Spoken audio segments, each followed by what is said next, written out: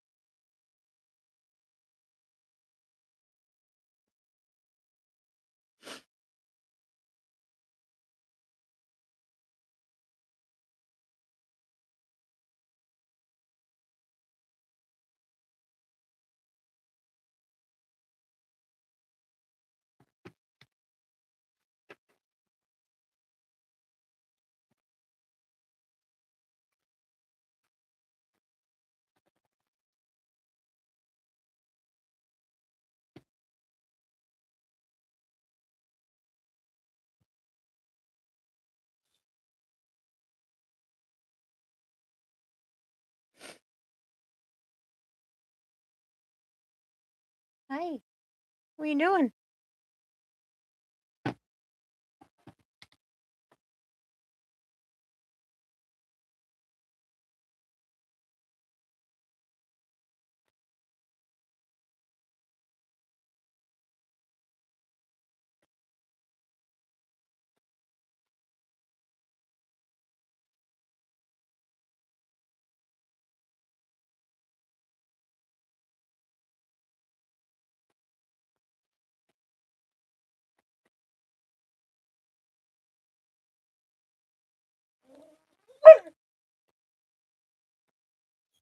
What? You need to go out? Of course you do.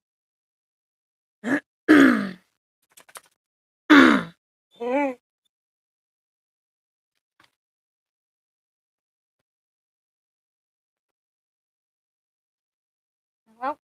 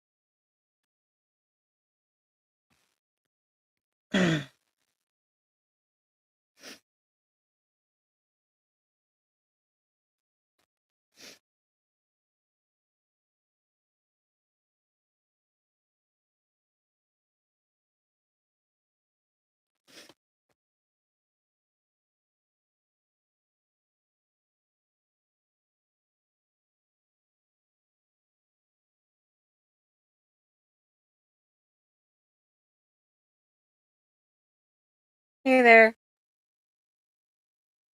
Good evening.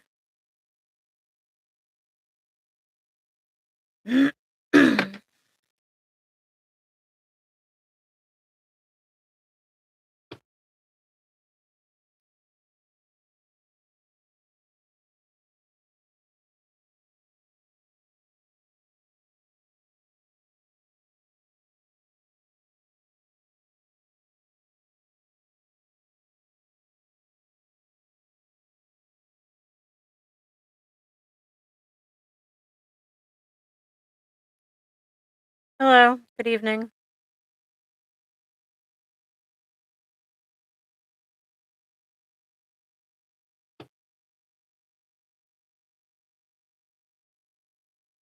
Hey, Big Funky. He's muted, by the way. Nobody can. He's talking away, though. Talk, talk, talk, talk, talk. I'm good, thanks. I just ate a whole bunch of Indian food, so my mouth is on fire. Well, I didn't eat a whole bunch, but it's hot. Do you know he's muted? He still doesn't know he's muted.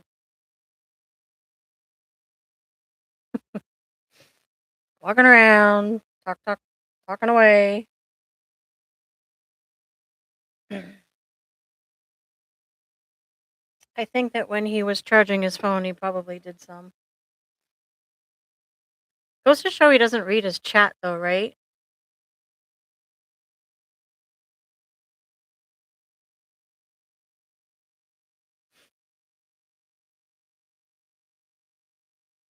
We think he's reading. We do all that typing. He's not even listening.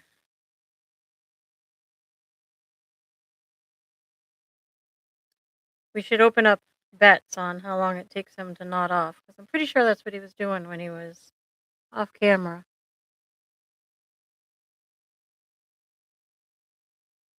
When he's high, he does the one eye, can't see anything. His eyes go wonky, and he can't read anything on his phone after he gets too high or too stoned or both. Supposed to show you that we're in his world. He's not even reading. I don't know how everybody's like all into it though. Like he's the only guy I know that can stream for 5 hours, not read any of the chat, and get how many mods does he have now, and how many people are all talking to each other? So he's raking up chats and he's ranking up watch hours, and he's not doing a dang thing. Like nothing. He's doing nothing.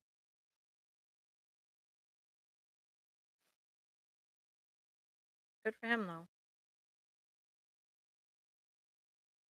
Still didn't notice he's muted. Everybody else tries so hard to open a channel. You work really hard to get your watch hours up. You work really hard to get people to say more things in the chat. He's done absolutely nothing to get that going. Like we all just sit there and talk to each other while we're staring at the ceiling. God love him. He's doing something right. Who else is in here? Somebody popped in and left, but somebody else is in here too. Say hello. Say hello, hello. No. I've been on camera all day. All day. Like 10 a.m. I get so tired of being on camera. This is what I do for a living. I'm a therapist online, so I've been on this dang computer since 10 a.m. This chair gets. I have a gaming chair. I need a better chair. These are not made for 12-hour sits. Believe me. Gotta go to the gym this weekend. I definitely need the gym. See, now there's two more people in here. Hello, everybody. Welcome.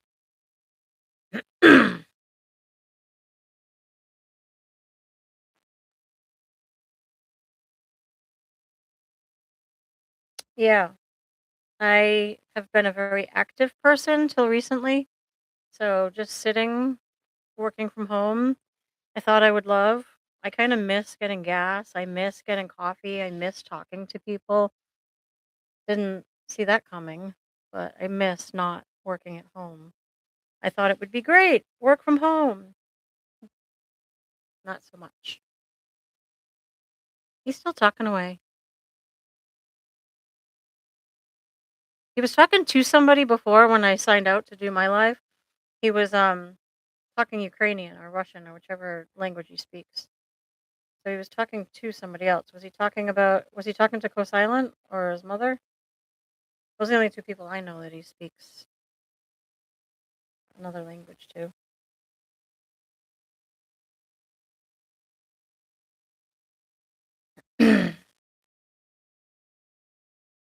Yeah, I don't wanna stand for 12 hours either.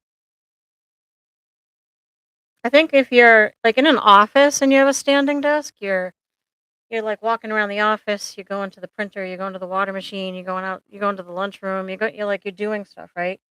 This is literally my one-bedroom apartment, so to stand all day is the same as sitting all day, like, stand, like, I can get up and take my laptop to the couch if I wanted to, but I miss just being social outside the house. They do make a hybrid desk, you can, like, put it in the lower position to sit and then push the button, and it's got, like, not hydraulics, but almost, where it lifts up. You can set it to, like, the lowest and the highest, and you just push a button and it does it. I've seen them.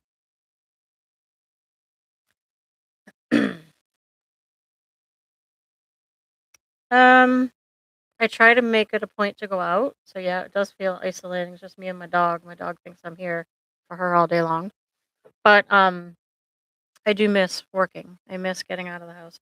I've only, he's still muted. I still have,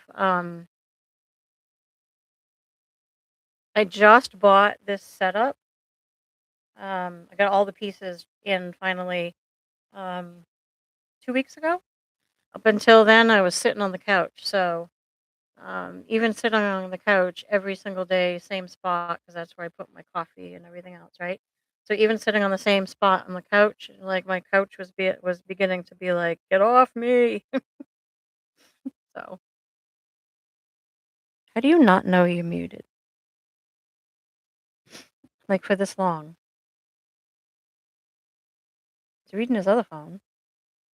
Oh, can't figure it out.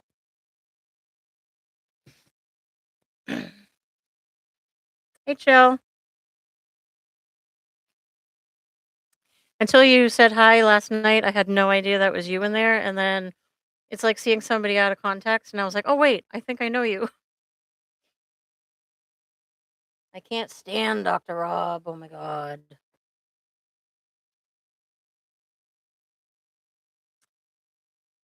I told you, didn't I call it? I said when he put his phone on the charger, guaranteed he used. Because now he's off and, like, not even talking to himself, not reading anything on his thing.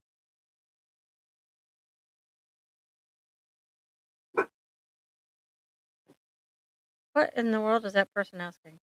Do you have that disease that makes little kids look like old people? Hell, who the hell?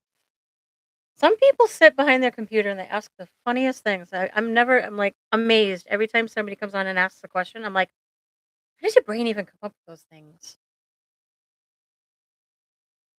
Oh, he's talking. Chill, he's talking. He's like chatting away, showing us things and gabbing and like he's in his own little world. He just has no idea what we're doing. Like none, zero.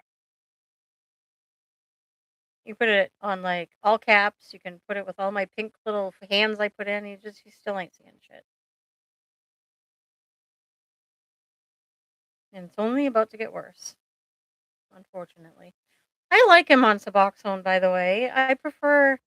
No, I know that people think that Suboxone's not sober, but to me, if you can just do Suboxone without also doing fentanyl with it or abusing your Suboxone, it's worth it, right? But I like when Mel said the other day that she wanted to go on Sublocade, and good for Jaden because you cannot get high on Sublocade. Not only does Sublocade not have buprenorphine to make you high, but if you bought fentanyl and tried to get high, you're wasting your money because Sublocade ain't gonna let you. It's a blocker. So Sublocade is awesome if you want actually to be in recovery.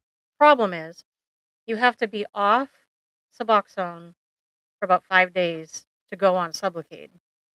And some people just can't do that transition because they're relying either on the Suboxone or they're actually using fentanyl with it. So, hey, Timmy. Yeah, so Sublocade is a once a month shot in your stomach. And it's what do they call that? Not sublingual because that's under your tongue, but subcutaneous, right? So right under the first couple layers of the skin, and it leaves like this little bump, like a almost like a marble under there, and it releases little by little throughout the month. So you have to go every 27 days, I think it is. You have to go get another shot. You have no cravings. Um, it does not include buprenorphine, and you have to.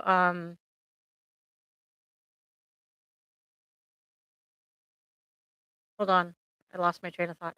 Um, you cannot use fentanyl. Like if you try to get high, your receptors that allow you to get high, Sublocade doesn't let you. Um, and once you've done it for the first 3 months, you literally have no more cravings. So no cravings, can't get high. Um, I think it's worth it. Problem is, an active user has to come off of Suboxone to go on Sublocade, and that's a really hard transition for a lot of people, especially if you're augmenting fentanyl and abusing your Suboxone besides. So there's that. She's on buprenorphine. Mel is. They put her on bupe. She showed us on live last night after she OD'd. I don't know how long she has to be off the bupe to go on Sublocade, but that's a thing.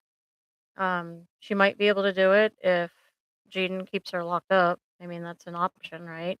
That's what they do in recovery centers. They hold you hostage, sort of. And, you can leave if you want, but in order to get clean, you kind of bite the bullet, and it's pretty shitty. But if you can make it through the transition, it's worth it, sort of. The transition is rough. The only two addictions you will die from is alcohol and benzos. Um, Opioids, you just wish you were dead. It sucks. Like going into precip withdrawals is like the worst thing in the world. Um, I used to work in a agency where women trying to get off of opioids to get their kids back in Nashua. I used to be the director out there, and they do like a quarter of a tablet of Suboxone because you can't go on Suboxone too quickly. You go into like precipitated withdrawals, and it's rough. It is so rough. So they start you out with a quarter of a tab of Suboxone just to take the edge off, and some Ativan, I think, to keep the nausea and vomiting and everything at bay. But switching to Sublocade is completely worth it, but very difficult. So there's that. Let's see if she'll be able to do it, right? You guys think Mel will be able to do it?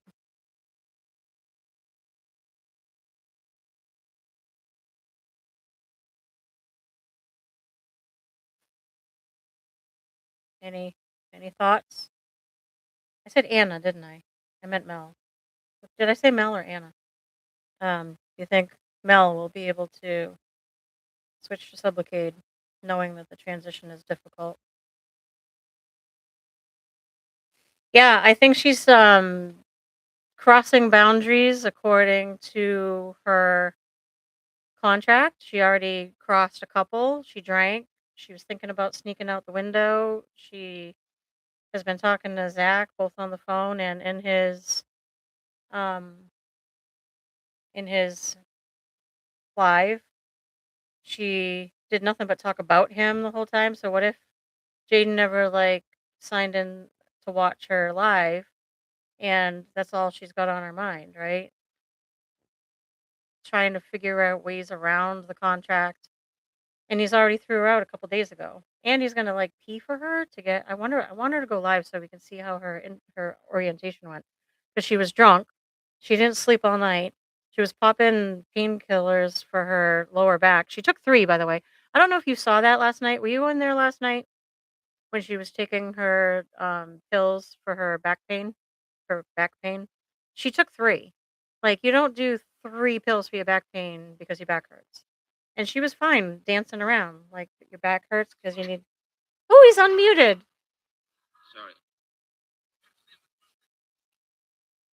Well, yeah, um, she's on his YouTube, Premium. So if you pay attention, the writing's all over the wall. People just don't know what they're paying attention to because A, they don't know the backstory. B, I've watched way too many hours. And C, you got to know what you're watching. So if Mel was taking meds for her back pain, you just watch her. She took one out and then she took another one out and then she shook the thing and then she took another one out. And I'm like, Jesus. And she was like, I think she did like that, what was it, a pint or a fifth? She did all that alcohol she drank in like less than 20 minutes after doing the other shot. 'Cause that's all there was in the house. Could you imagine if she's drinking at that level with those painkillers for her back? Like, she's still in the addiction mode in her brain. She's just being held hostage, which is not gonna last long. And he's gonna find out what she's doing and saying, and he's probably gonna kick her out. But she told us that Zach is getting evicted. So now what? We're gonna watch a homeless couple?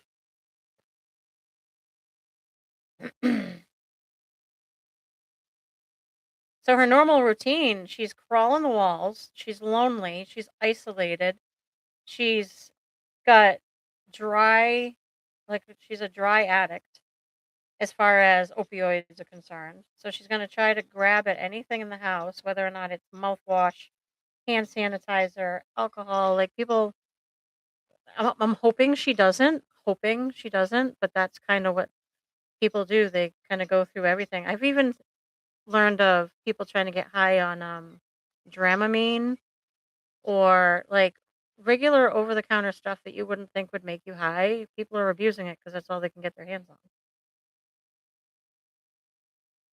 Actually had kids that can go out in the yard and they were puffing the the antifreeze, the freon out of you know the the ground unit for the ACs. It's got freon in it. They were doing the freon in the ground units at all the housing authorities. Like, if you want something bad enough, you're gonna find it. So trying to hold somebody hostage to keep them clean isn't really gonna work. I mean, all she's gotta do is call a plug. I used to run a program. They'd call a plug. Usually it's off of I didn't even know what a plug was until I worked in some of these things. But they go on Tinder. You can use Tinder to find a plug for drugs. And they will bring it to you for an extra fee. They will deliver it, and all she's got to do is like hang something out the window and then just like pull it up. Doesn't even have to leave the house. He thinks he's going to keep her clean by keeping her in the house. Matter of time before she's got somebody outside that window selling her a bag of opioids, guaranteed.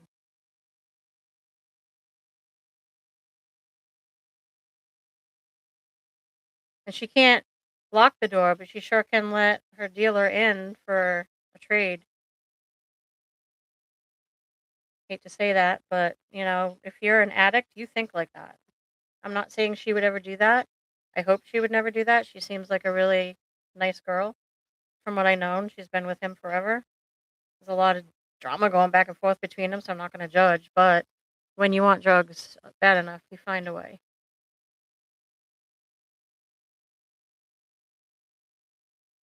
Well, the pain meds, if you weren't on live, she literally um, showed us like it was a prescription bottle. So she didn't hold it still long enough for anyone to see her name or anything. So but it was a prescription bottle. It wasn't, like, in a baggie or anything. So, assuming that's her prescription, she might not just be using it appropriately. Unfortunately, that's an addict. If one is good, more is better, right? You should have seen when I ran. I don't know if you're what state you're from. I forgot when you said it in the other room.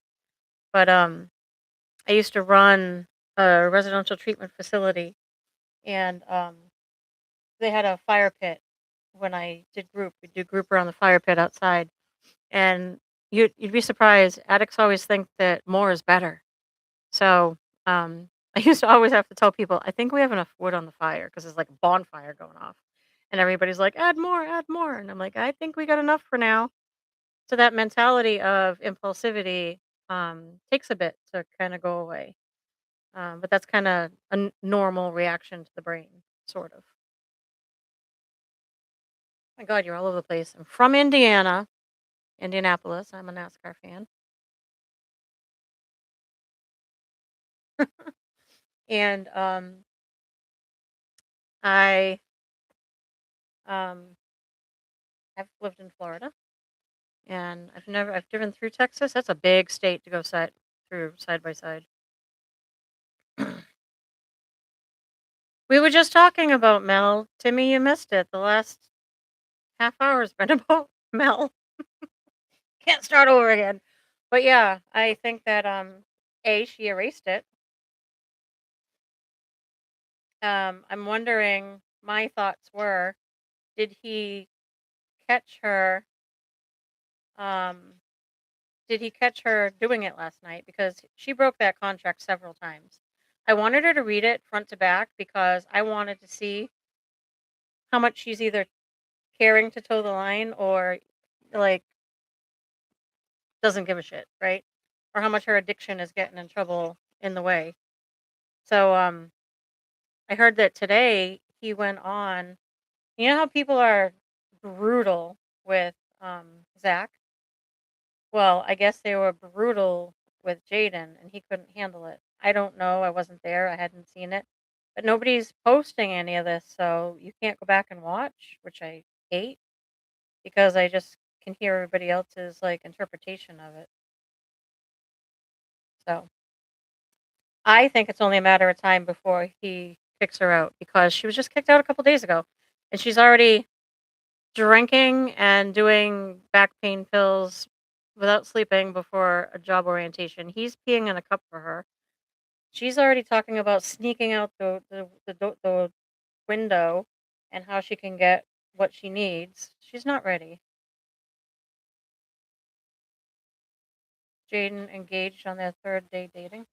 So if you were in the live last night with her, he's flirting with other supposedly other girls at work. One she says is a lesbian but has kids, so she's confused about that.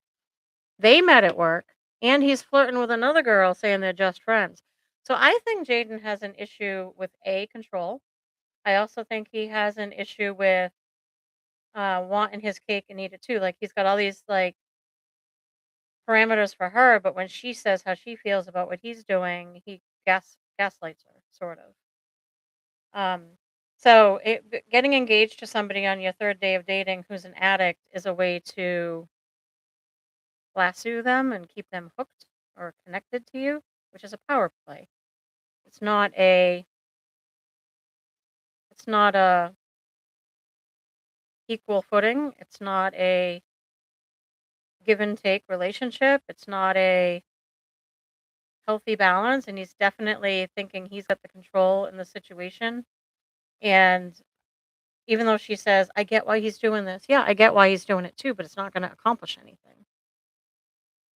So I think that when she says, "Hey, when you do this, it makes me feel this way," he gaslights her, and he's like, "Oh, you being stupid. Oh, you being jealous. Oh, you being this. Oh, you." But he wants her to sit down and, "Oh, you know what? Yes, I screwed up. Yes, I definitely will be more mindful and do those things." Like that, he wants that from her, but he won't do that for her. Young love. I think he's on a power trip. I think that he knows that she screwed up, and of course, maybe in his infinite wisdom, he thinks this is a healthy thing, but he's not given the same in return to her. Like, you can't hold on to somebody so tightly and think that they're gonna get better. Like, what happens when he lets go? She didn't learn anything. All the restraint was from him. So the only way to stay sober is to learn that restraint internally yourself. And maybe you fall on your face a few times. And when it hurts, when you fall on your face and it hurts, you learn. That's why they say you have to hit bottom because you have to feel the pain. It's kind of like when you buy your kid a car. It's given to them. They don't respect it. But if they had to work their ass off for that money to buy that car, I guarantee you they will take better care of it. Same philosophy. If you work really hard for your sobriety and it was hard, you'll appreciate when you get to the other side. If somebody's just strangle holding you and forcing you, you're not learning anything. You're an inmate, you're captive, you're being babysat. I tried to use the analogy yesterday about so what if a husband is addicted to pills and his wife is like, just let me hold them for you. Now she's mom or doctor and she's like doling out things as he needs them. Does it work? Sure. But what's he learning? He's learning that he needs to be babysat in order to be successful. He's not learning how to do it himself. He's not learning how to fail and try again. He's not like, because that's the only way you're going to learn. Having somebody hold it for you and dole it out as you need it is babysitting. And that's what Jaden's doing. He's babysitting.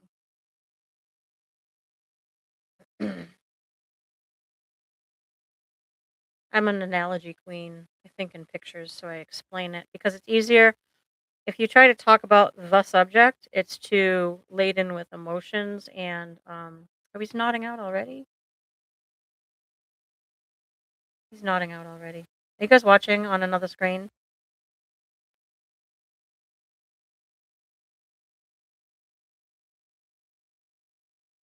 Or maybe he's not nodding out. His head down. I looked down and he was like had his head on the table. Yeah, you when I talk about subjects, I talk about it in analogies because if you talk about the subject, sometimes it's too emotional for some people. And as a therapist, I find if I can give them an analogy about how I feel, then or what I see, it takes the power out of the dynamic and people can see behind the story.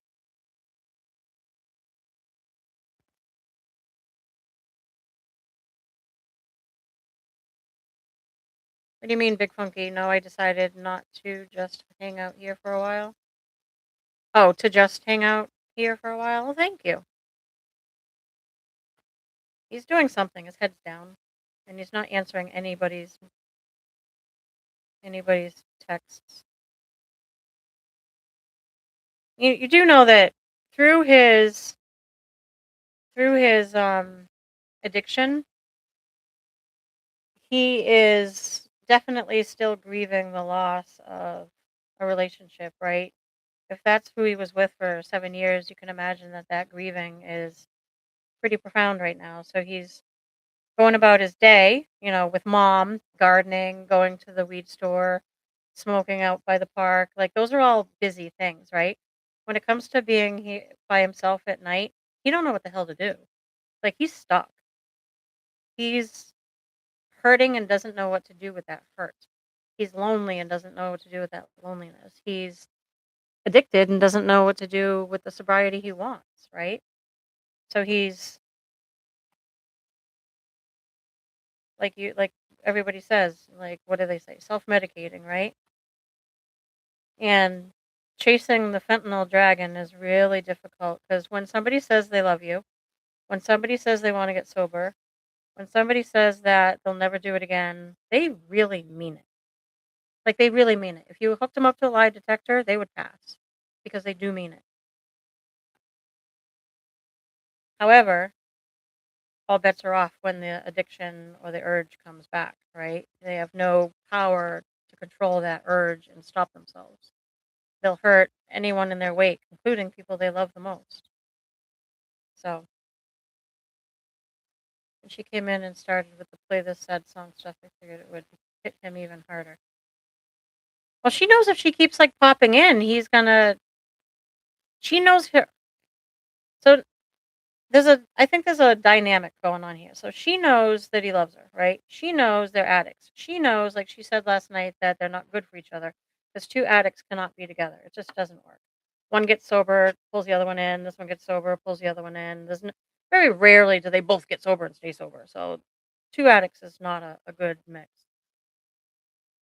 But she does truly love him, and he truly does love her. They wouldn't have been together for 7 years, but they were not healthy for each other because she said that they've been addicted for six and using for 6 years that her family never knew. But so they were keeping up. That's exhausting. Keeping up like appearances and trying to stay sober for that many years and trying to be with her in a relationship that is probably toxic and up and down and up and down and up and down. Um, she also think about this though. Um She knows that she may not be able to do what Jaden is asking, right? I think she also knows, because she doesn't want to talk about it last night on the live. I think she also knows that she's not ready for what Jaden wants. So that means that she knows that her time there is limited and she's going to get thrown out again and she's got nowhere to go. So the reason she keeps kind of like going over into Zach's live, what's she going to do? Be homeless? So what do? You go back to the person, even though it's toxic and unhealthy. You'd rather go back to the person that you were with for 6 or 7 years versus be out on the street. I mean, is it a pipe dream that her and Jaden are gonna live happily ever after? I don't know. Maybe she'll get sober and they will. We don't know that. But I think that down deep, she knows that her urge to get high, to get drunk is still there.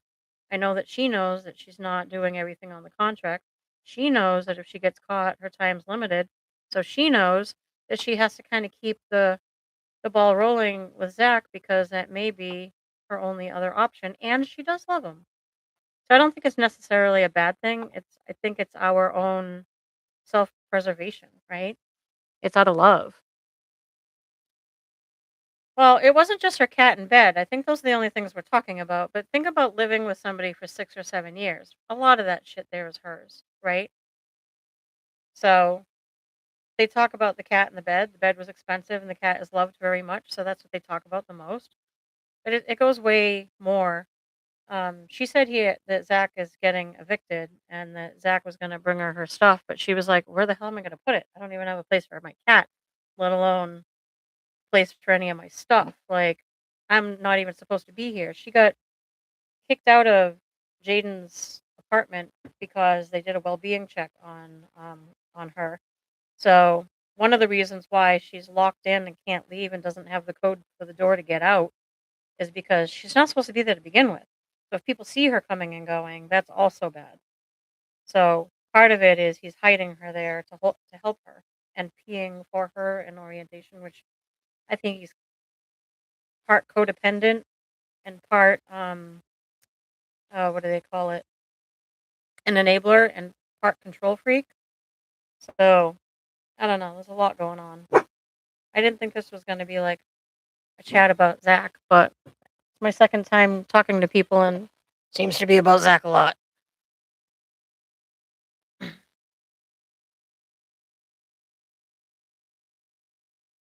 So I think we get snippets and everybody has pieces of.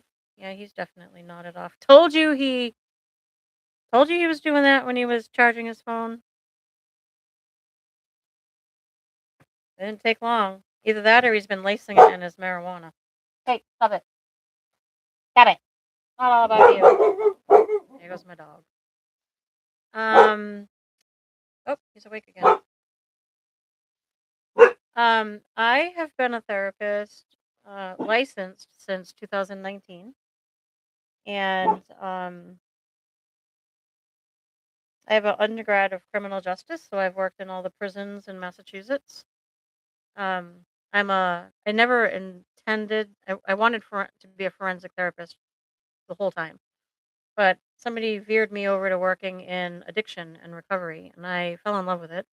That's how I became licensed as a LADAC, which is a master's licensed alcohol and drug addiction counselor.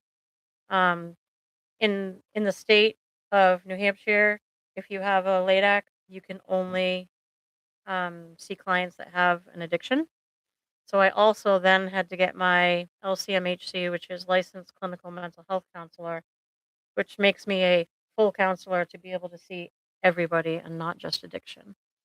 So didn't plan on getting the LADAC. I was just going for the LCMHC, but opens my ability to do like drug assessments and for court and stuff like that, which you can't necessarily do if you're just an LCMHC because you have to have that alcohol and drug addiction focus as well.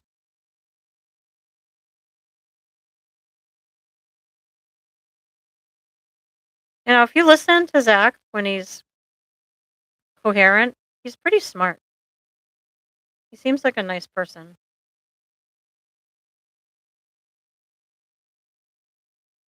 Who are we calling Gorlock? Is that Anna? Who nicknamed her Gorlock and why? Because she's overweight? So confused.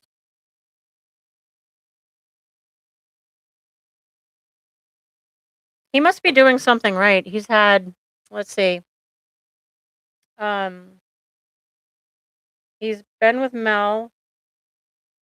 Did you hear her say that she was 16 when they were kind of hanging out, but she says 19 when they started dating? He was an adult talking to a 16-year-old. I find that a little weird. Um, but he's been friends with Co-Silent since they were like 5 or 6. Um, and and Anna, he's known quite a bit. They went to school together. And so he's got the genes of being a loyal friend, right? Even though he has his own issues and addictions, like people still love him, which maybe that's why I'm around. I don't know. I admire that in people that even though you're struggling, you still underneath are a decent human. Drugs just make you do stupid shit and do stupid shit, win stupid prizes. Mel was telling us that she watched the video of her overdose and he pretended to call for help, videotaped her, and then realized that she was really ODing, but she had already been, I think, OD'd for 20 minutes.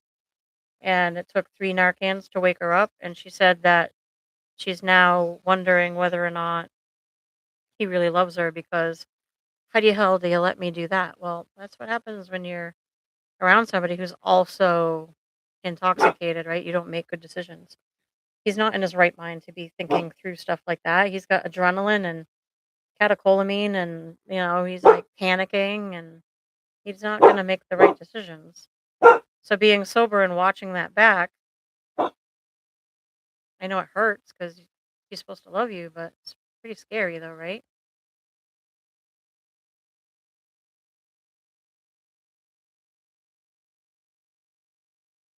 They're dogging on Anna, huh?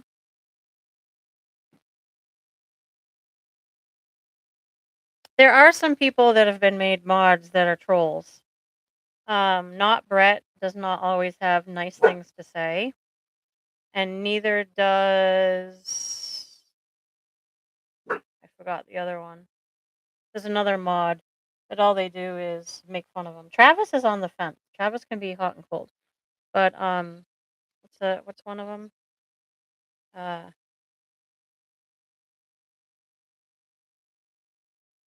yeah, Big Mac is one of the trolls. I forget the other one. There's one more that has nothing good to say. Brett actually sent money for him to go buy Four Loco. So Brett is the type that wants to incite the fire and then watch it burn. So he wants to send money to amp up the toxicity so that it's more fun to watch. Hey Timmy.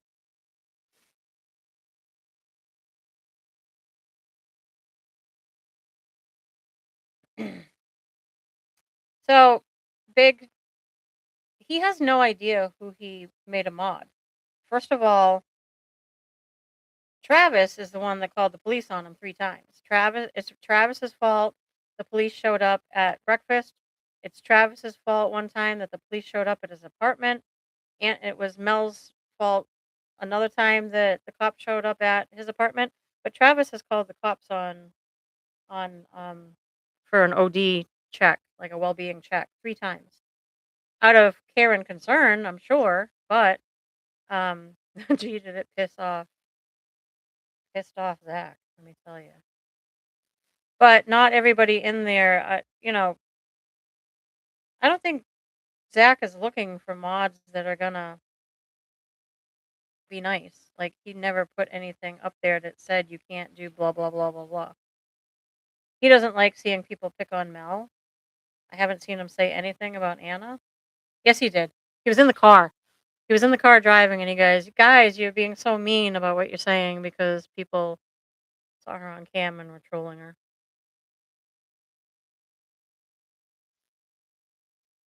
But he's not really strong about it, you know what I mean? He's very strong about it with, Mel. He's lonely.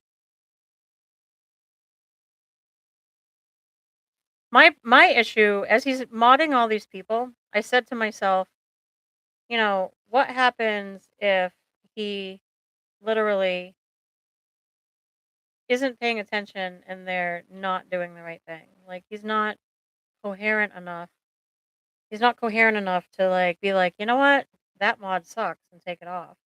So all of us are gonna have to put up with the mod that sucks, that's overusing their power because he's not paying attention. So, some of these mods are gonna go rogue and piss us off, and we have absolutely no control over it.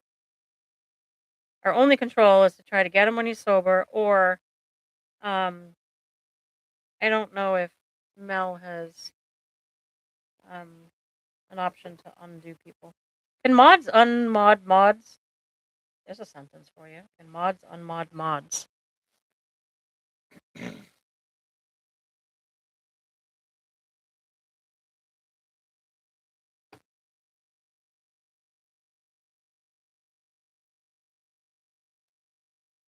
I think I started watching it because of what I do for a living, and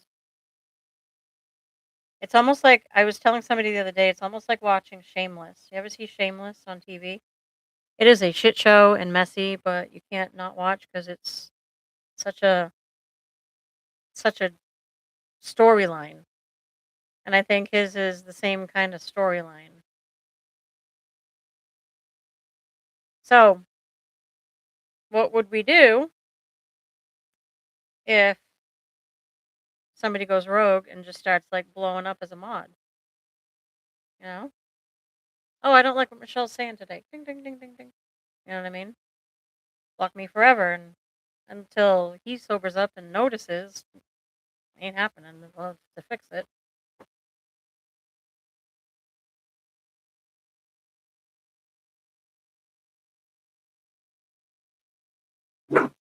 She was showboating a little bit, wasn't she, on someone else's live? Did you hear her? Were you listening when they were at the hotel? Come here, honey. Were you listening when she was at the hotel changing the baby? And Zach was kind of like, "Ew, I don't want to change a diaper." And Anna literally said, "If we're going to be in a relationship, it's something you're going to have to get used to." So now we're talking about babies and changing diapers, and she was with him for like I think she likes him. I think there's Mel said there's history there.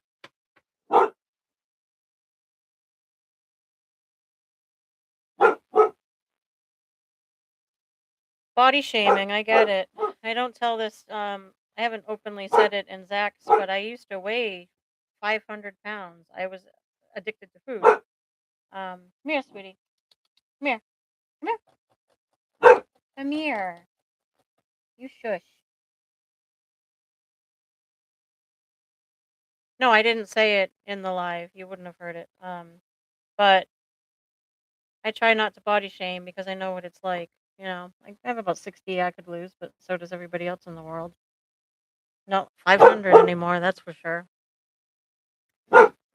Hey, Stop it. Stop it. My dog thinks we're the only ones that live here. He's not even on camera. People are talking to each other. What's going on right now?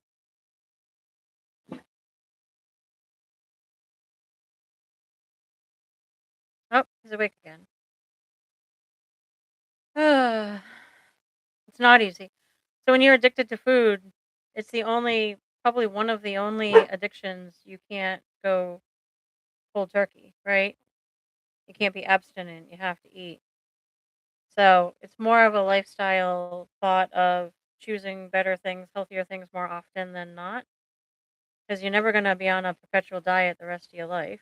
You have to change your way of thinking your um that your way of living and way of eating is just different now. And my taste buds have changed. Like I can't eat a Dorito to save my life. It tastes like cheese covered cardboard. I just lost my flavor for it. It's kind of gross now to me, anyway. But I could eat. I used to be able to eat watching TV. Just eat Doritos.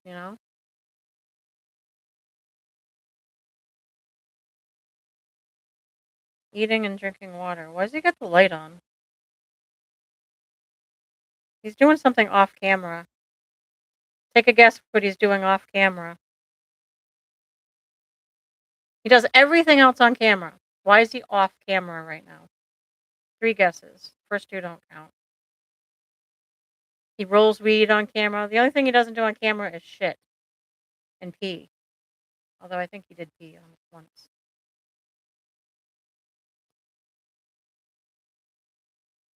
People are like, "We see him roll." I'm like, "Yeah, but how do you know what else is on that plate? How do you know what else he's putting in that pipe with the marijuana?" 'Cause last night he's nodding off again. Last night he was every time he would last night every time he would take a hit off his pipe, he'd start nodding. He's crushing it and putting it in with his pot. We picked on his blue tongue and blue mouth too much, and now he's smoking it, guaranteed. Because he can do that on camera, and nobody knows. You gotta think. You gotta think like an addict. I keep getting the cops called on me. How can I do this and look natural without people knowing what I'm doing?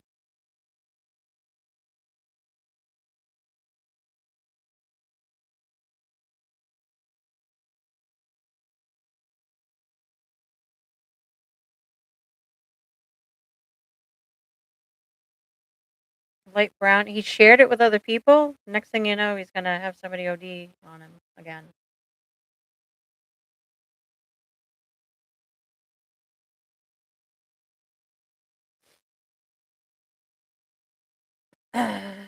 No one catches a lot of things. People right now think he's tired. I give up. It's not my job to educate the world. I try, but I'm going to be blue in the face if I keep trying to convince all the new people coming into the stream that he's just tired. People want to see the good in people, right? Oh, I missed that. So Mel was yelling at him, thinking Anna was the one at the house, but it ended up being a guy and a girl that I didn't catch their names. But I think it's on the list of. I think those are the people on the list of Jaden's rules. I think those are two people that she's not allowed to be around because they also use. So it would make complete sense that they brought him pizza and they're smoking it with him. So see, it's all coming together now.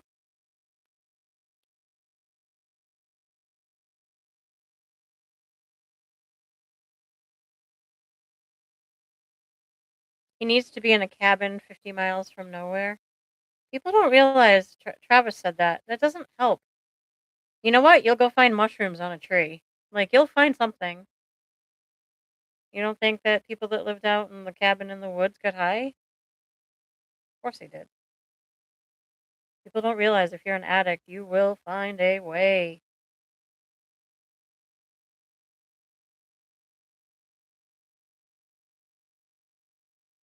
As a matter of fact, most addicts already know about all the things out in the wilderness. Go find some salvia. Salvia grows on this highway between the each one going each way.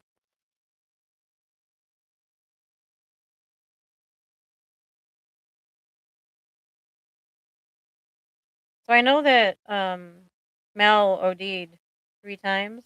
I think she said at least three. I wonder how many times she keeps saying he's got a brain bleed. She keeps giving him like a pass because he had seizures and a brain bleed. Um, he has seizures probably because of his, you go cold turkey and you try to get clean. If you don't have Ativan and stuff like that, you can have seizures. But she keeps giving him a pass because of all that. Like he can't help it. He has this. He needs that. She's handling him with baby gloves because of his brain bleed and his seizures. Yeah, he's nodding. His phone's gonna drop. Everybody's taking bets.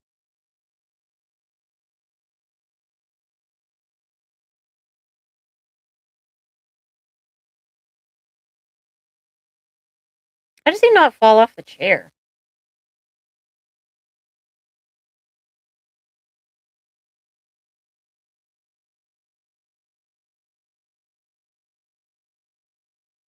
He's really good at.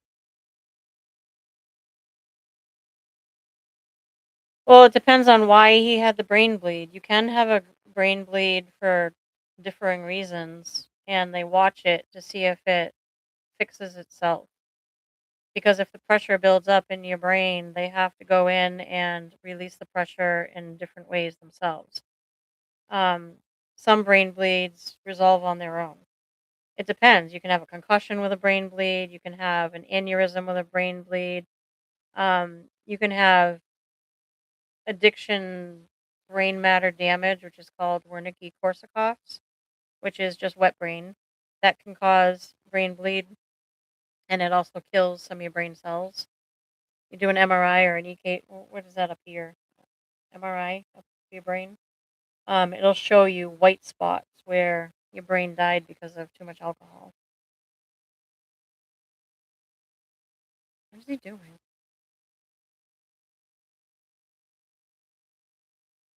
He's definitely acting like a homeless drug addict.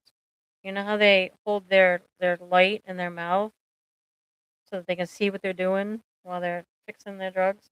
He's definitely got the light in his mouth and he's rolling. Ew, he's spitting all over it again. Blech! I hate when he does that.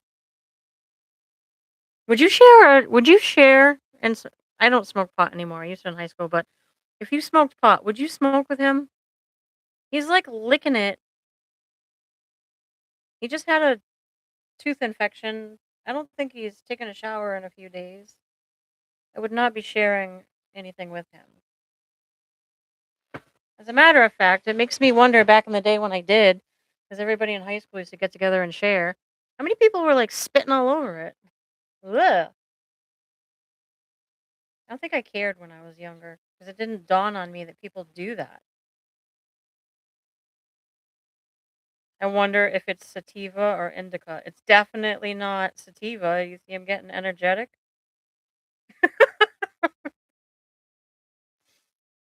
He's doing downers, indica, and fentanyl. Maybe if he, I wonder if that would balance it. I don't think it would balance you out. Pot's not strong enough for opioids. He's not even, he puts juice in his mouth and then he like drenches it. He's not even like licking it. He's like rolling it in the puddle in his mouth. It's so, and it's while he had a active infection in his mouth. Like now we got infected, juicy blunt. It's making me sick. Sorry. Wanna see what I had? I got my Have you ever had Indian food? I got my garlic naan, that's what the G's for, garlic naan. I don't eat much, so this will be like 7 meals for me. Comes with its own rice. It's just regular white rice. I never eat that, I always throw it away. I think I got vegetable korma? It's like a vegetable curry. I didn't like I'm picky on chicken, and I didn't like the texture of their chicken last time I got it, so, um, I got vegetable this time because I love vegetables, you can't screw up vegetables, but sometimes I put in shitty cheap chicken, and once I hit gristle, I get all grossed out and I won't finish my dinner, so stop getting chicken. But I usually get chicken. And this is biryani. This is my favorite. This is really hard to make. It's from India. Um, they make it in clay pots that they put in underground, and it takes some skill to make, let me tell you. I cannot do it. I tried at home. But the biryani, Um, it's not I got that one medium plus. So medium, this is funny. What ethnicity are you, if you don't mind me asking? You don't have to tell me if you don't want to. There's a reason I'm asking.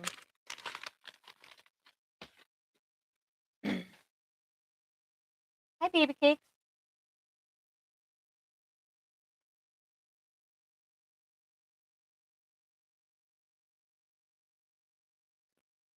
Like African American, like ethnicity. That's not an ethnicity, you dork.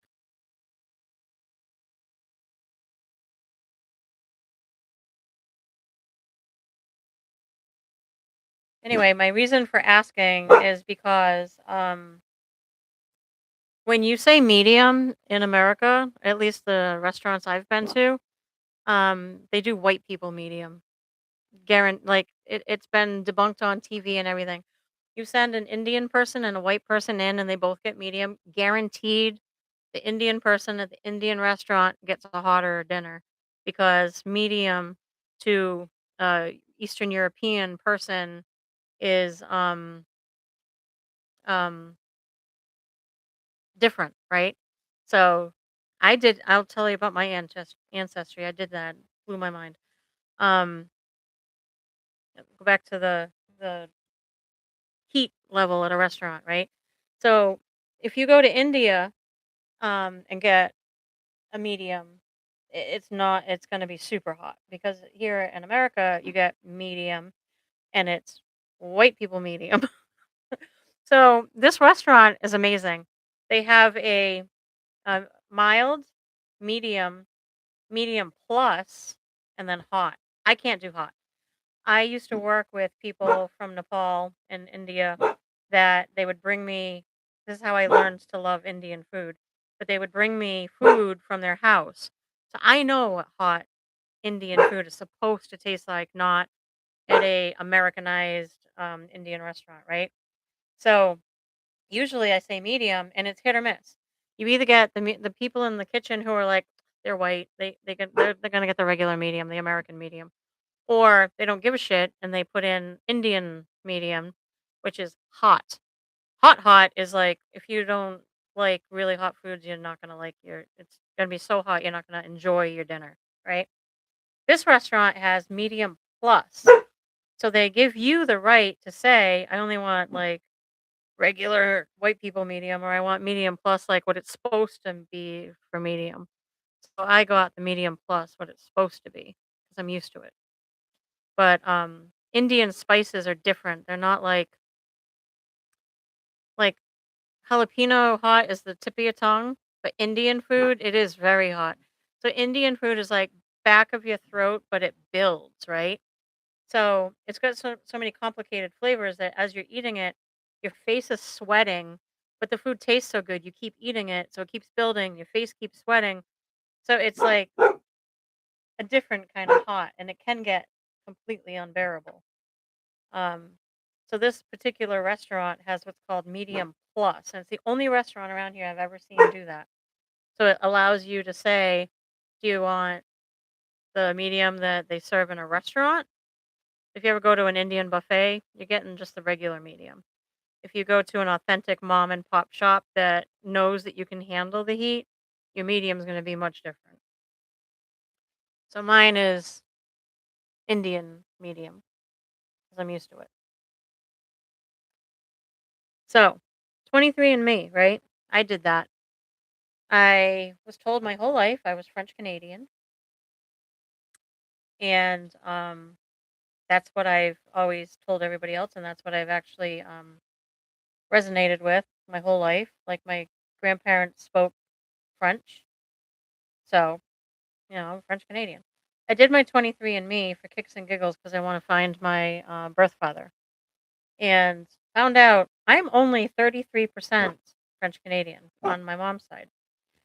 Had no idea that on my dad's side I'm 66% British and Irish, and I'm part Mongolian Dai, which is Genghis Khan, of course, and I'm also part indigenous American Indian, but they can't tell me.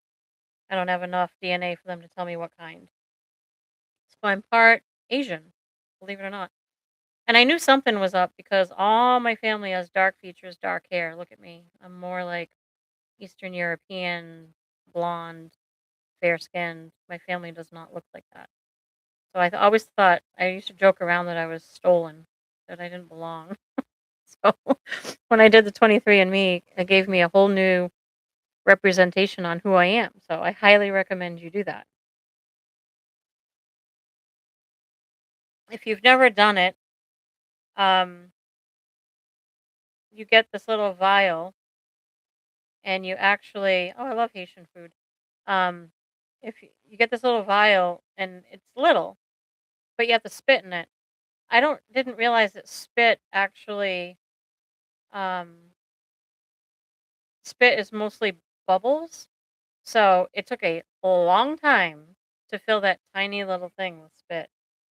I didn't know it was going to take so long because by the time it settles, it's not full enough. So you have to. It took me probably about an hour and a half to fill this tiny little thing, and then you mail it in, and then you get your results back.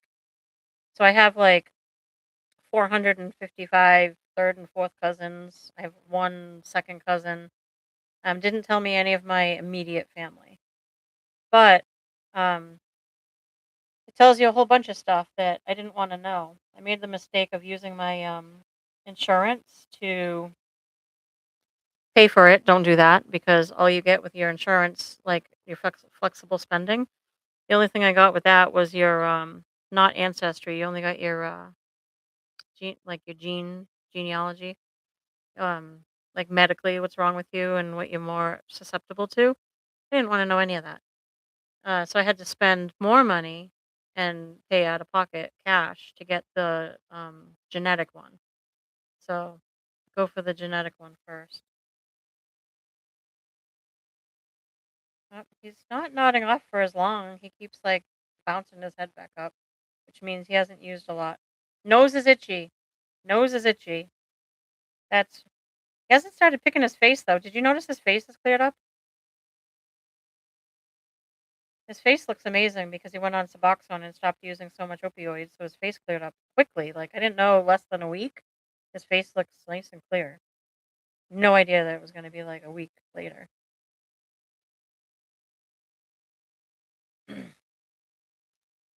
Somewhat Haitian. When I moved to Florida, I realized how much I looked a lot like Haitian Creole people. I love Creole food. Um, I've had Creole in French Creole in Louisiana, New Orleans. Love New Orleans food. Creole is good food.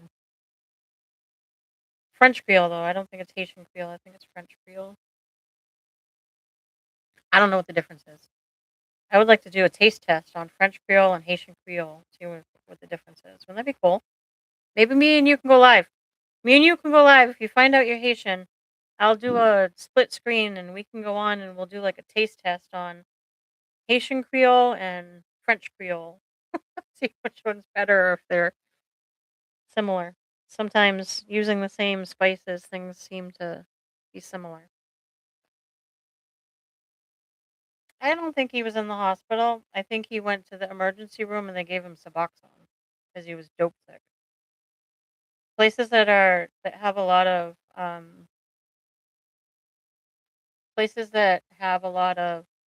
addiction. They just do the round robin. They stabilize you, send you home. They don't, unless you, they always, always, always try to get you to go into a program. They'll have a case manager come and talk to you, but I'm guaranteeing you, he said, nope, nope, nope. So you go in, you get stabilized, and you deny all their services, and you go home. Problem with that is, if he's on Suboxone, now he's managing his Suboxone, and it's going to take him much less to get high and much less to OD. So he's already, if he keeps using the same amount he was without the Suboxone, he can easily OD because he's already high with the Suboxone, if that makes sense. He has to differentiate. And then if he's like, more is better, more is better. Take two Suboxone. One makes me feel good. Two should make me feel great. And then you use fentanyl beside and you smoke weed. Guess what? You're ODing that night. How it happens. You get so high you forget what you used, and then Mel comes over and you take one of her back pills, and your friends come over and you whip out a blunt and lace that so they can smoke some, and before you know it, you're ODing. And drinking alcohol, yep. And not eating properly and not hydrating properly and all that. I don't know when the last time was he showered. I'm hoping he has by now.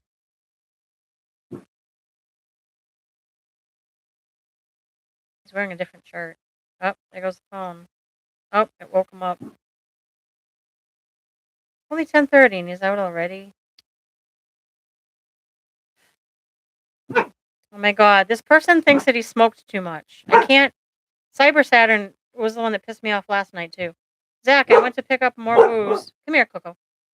Zach, I went to pick up more booze to drink with you, and you smoked too much. No, he's freaking high on fentanyl.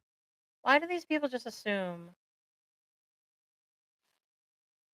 there's a large skid mark? Is he still wearing the army pants? He had army pants on. Like a week and a half ago, he had on the dress pants, and then he had on the army pants. Then he had on some like gray sweat pants, and he hasn't done laundry that I know of. Hey, what is your problem today? Come here.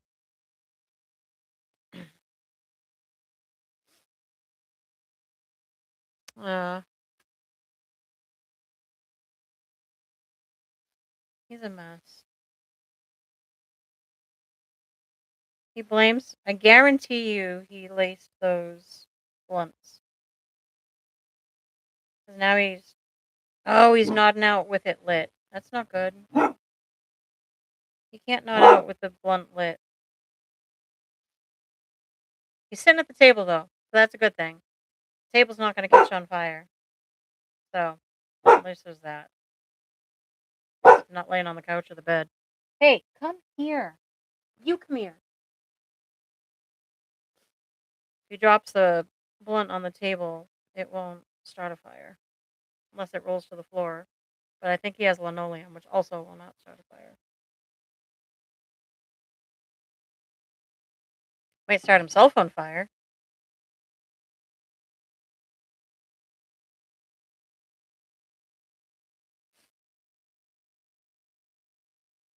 Go for another walk, it'll wake you up. Do people not understand opioids? It kills me to not. I'm a therapist and I know that everybody's wrong. It kills me to not say anything because everybody's wrong, but it's not my job to educate the world or Zach's chat room. Immigration and made a report on Travis. Hopefully he's all squared away with his citizenship. Travis. Report on Travis? Travis guy called and made a report on who? On Zach?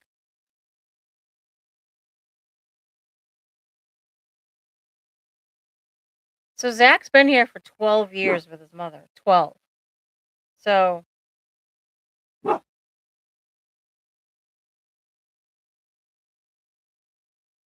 The cops have been there so many times that I don't think they even care about that anymore. They actually yell at them now. Stop doing whatever you're doing on live to make your people call us.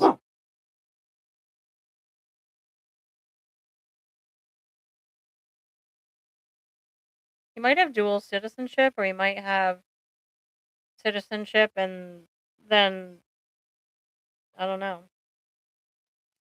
So I recently was in the prison system visiting, and I watched here in New Hampshire a bunch of people that ICE was dropping off that they had picked up at a Massachusetts airport, that have been here for 20 years, that have actual eligible green cards, that don't have any criminal background, and have to go now see a judge and tell them why they shouldn't be deported. Lady was so pissed. She was like, "You know what? Screw this. I'm going back home. I'll just go back and live with my family." And I think it was one was Vietnam and the other one was Cambodia. So here legally, married for 10 years, been here for like almost 20 or 30 years each of them. One was 20, one was 30. So they're just picking anybody up, even if you've been doing the right thing. Sad.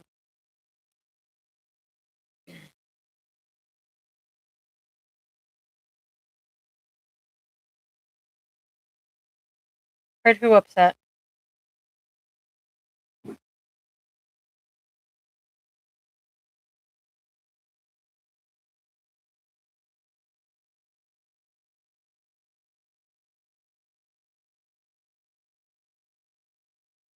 Would you want to be here? I'm American and I don't even want to be here.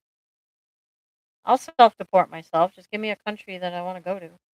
I thought about it. I thought about going and living in Thailand or Vietnam for a little bit because I love Asian food. Da Nang, Vietnam is a nice oceanside city. So Da Nang, Vietnam is super cheap to live at. Your money goes super far. I can eat all the noodles I want, ramen for whatever for days. So I eat at home anyway. So it would be nice to have the authentic stuff. Thailand I would go to because I love Thai food.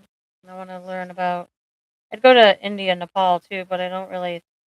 I'm a little ambivalent about how they treat women.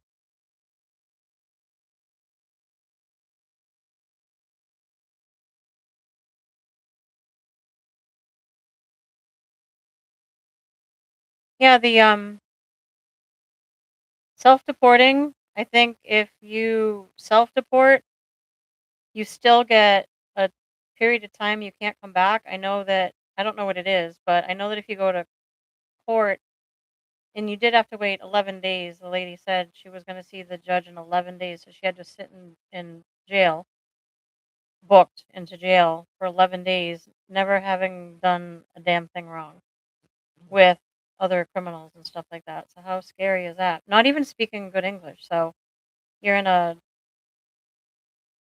situation that's uncomfortable, right? And you go to court and you get deported, you can't come back for 5 years. You can't apply to come back for 5 years. So when you self deport, maybe it's less time. So maybe um, the path is get there quicker to home if you have family over there, right? Some of these people that I talked to didn't have family to go to in their in the other country they came from. So where do you go? Some did though. One of them was going to go back to her family's house, but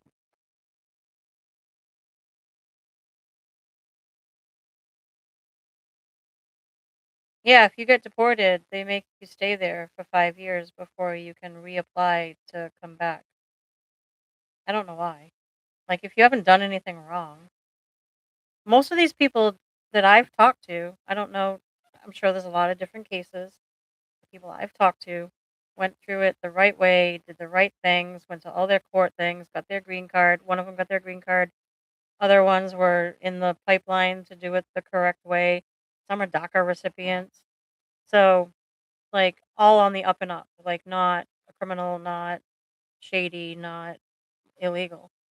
They're still getting deported. You still have to go to court with the judge. That's not fair.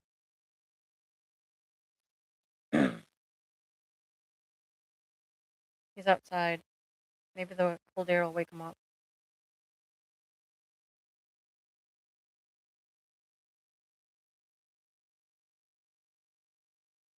Poor kid.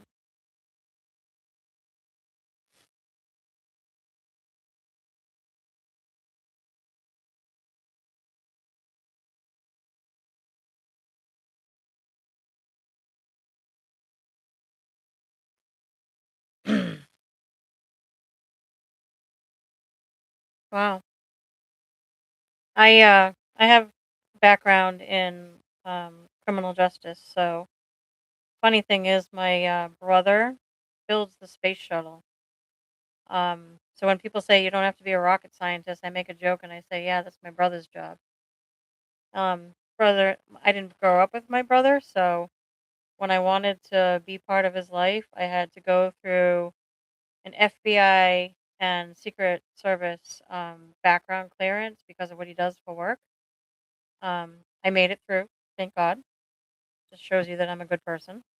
But geesh, the things they made me do just to talk to my own brother. That's what happens when you have government contracts to build space shuttles. Pratt and Whitney is where he worked. I'm sure it's not just a space shuttle they're doing, especially now with SpaceX. I come from smart people. My uncle does aeronautics also through Wyman Gordon. So they have some contracts with SpaceX or aeronautics engineering.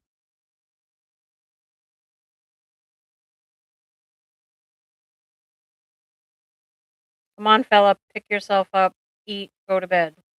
Oh, that's a newbie. They care.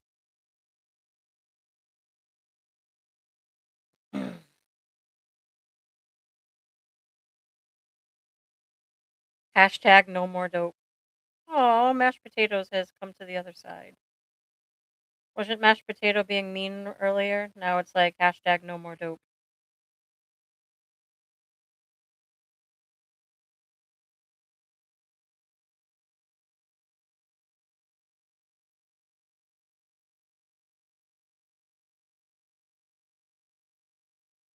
Hmm. Ooh, that's good food, isn't it? Hungarian and Polish food. Hungarian goulash. Polish is what?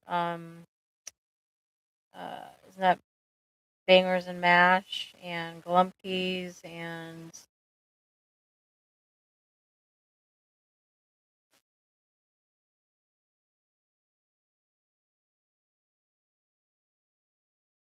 farmers, huh? Do you like farming?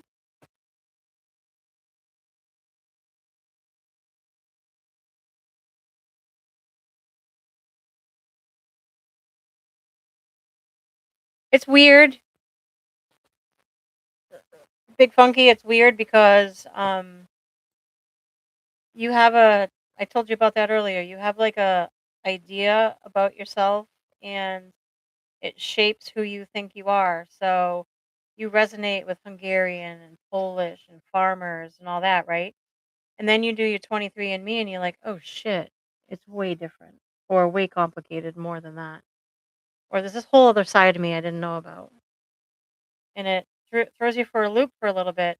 Like I'm British and Irish. I've never listened to Irish music. I've never got into any of the Irish like when people are like, "Oh, it's like St. Patrick's Day. Let's all celebrate." Like I never got into that. And then British, like I don't know anything about being British at all. So I have no reference point because I don't have that connection to that side of my family. So I understand that. What's he doing? He's unpacking something. Hungry. Ah, you know what happens after he eats, right? He smokes a blunt laced with fentanyl, keeps passing out until his belly says, "Feed me."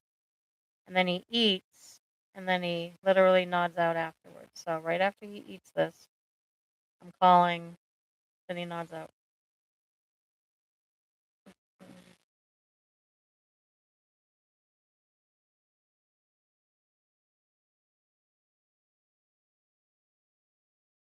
He has a lot of orange juice in the background, which we all know. We watched him pour wine into those orange juice bottles because it looks like orange, so that he could drink it walking down the street without the cops knowing. Did you see that earlier?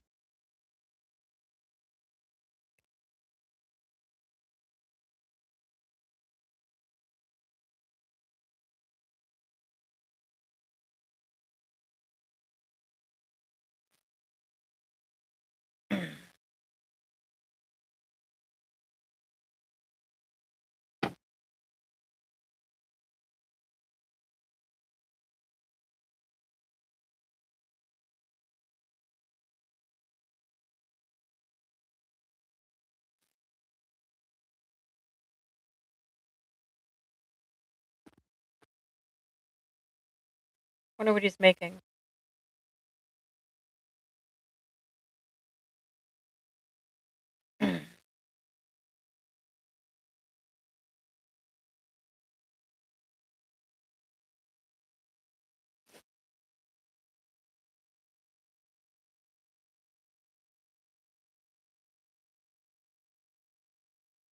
Who pays for that house? Dude doesn't have a job. Barbecue M30 shrimp salad. What the hell? Yeah, they're still talking about stuffed peppers. He's probably eating the smoked meat. That's true.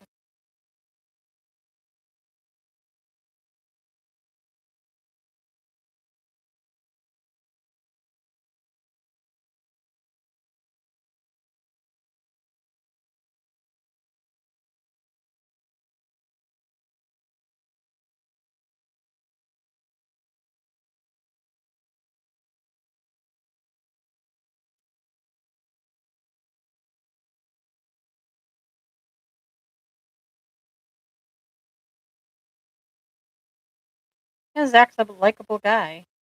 That's why you come to troll because it is kind of hard not to, especially when you pop into somebody who appears to be nodding off and a junkie, like people say, and then you get to know him, and then people are like, "Oh, Team Zach," right? This is exactly what it's like when people are prejudiced about something. Once they get to know somebody and learn about it, that prejudice goes down because it's easy to cast judgment on something you know nothing about. But once you get talking to people and getting to know them, it normalizes and humanizes them. So now you're less um, rigid or judgmental or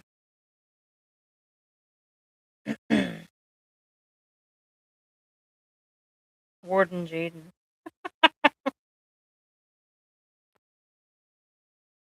Mel only gets 1 hour a day out due to Warden Jaden. 23 and 1 schedule.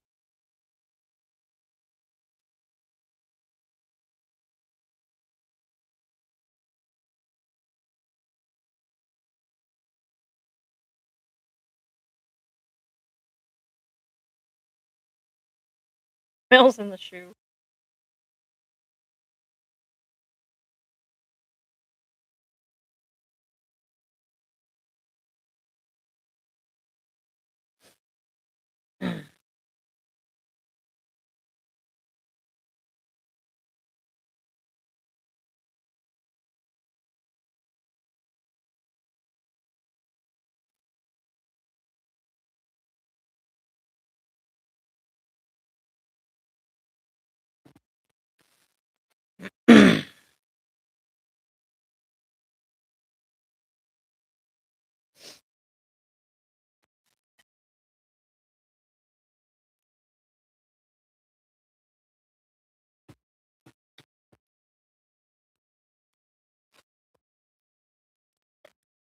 No idea what he's making.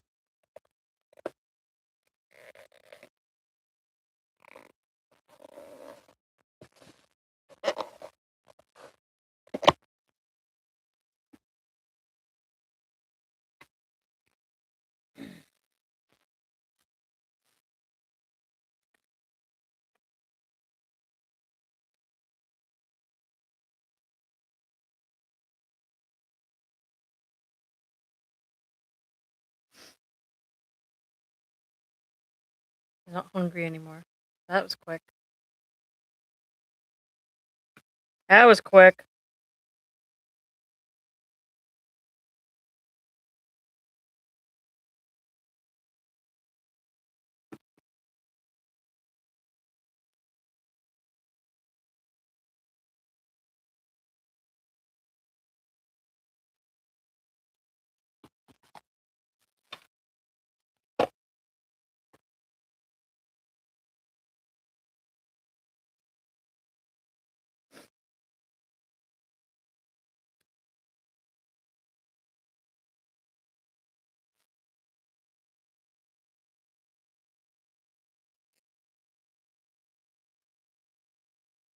He's awake, up and walking around.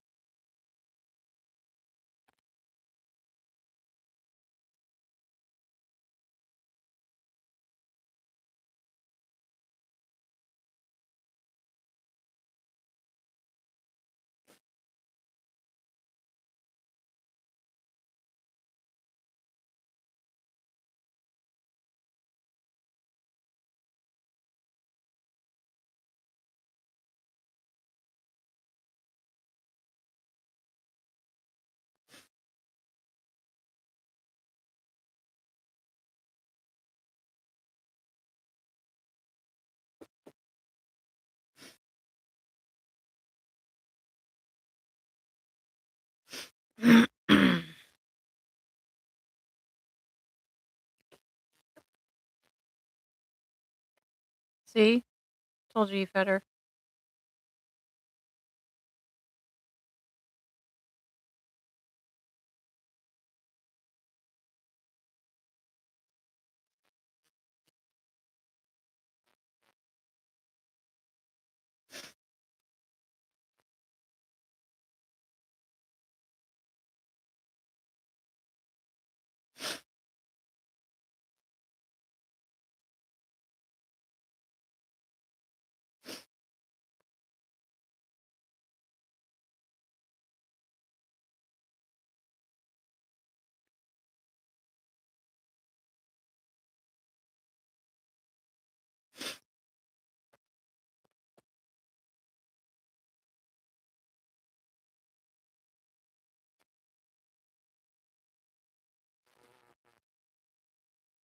He's slurring his words.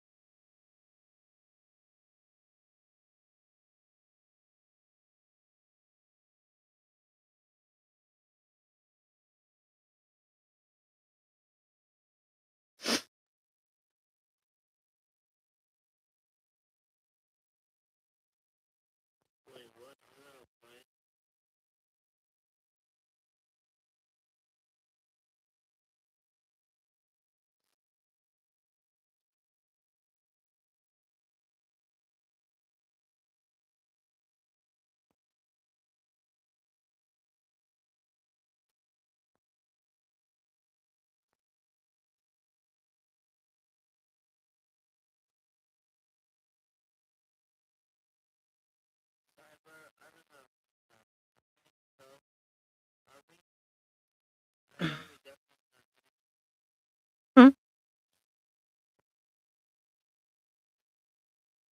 He's like, "Are we friends?"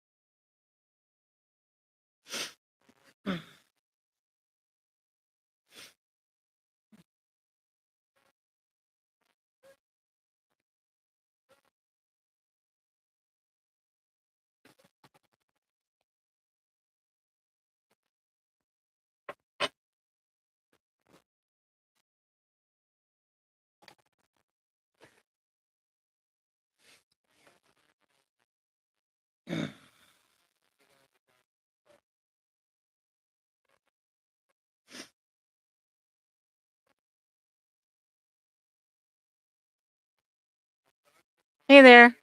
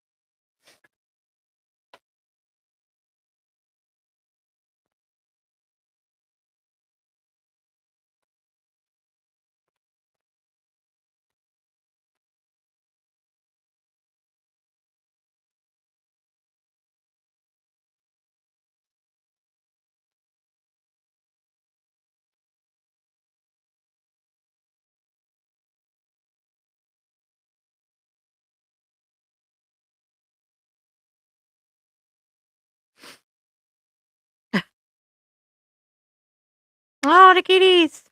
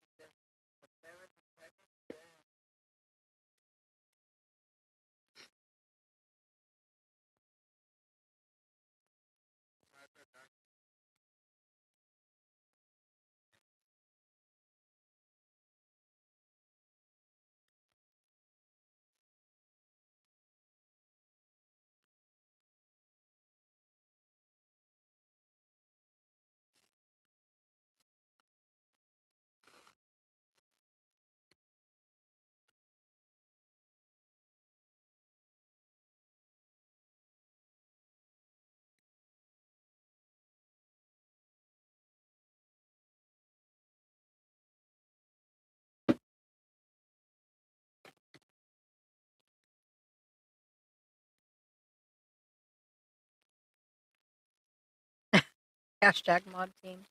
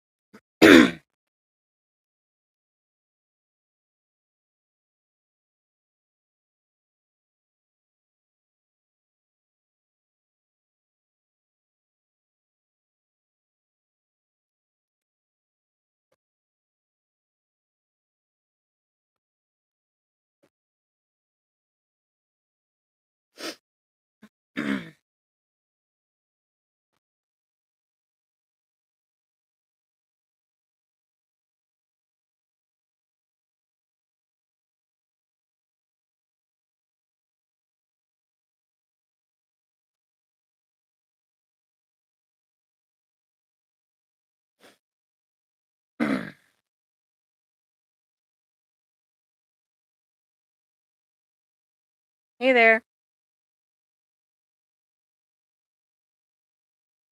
Good evening. Still evening. Not morning yet. Good evening.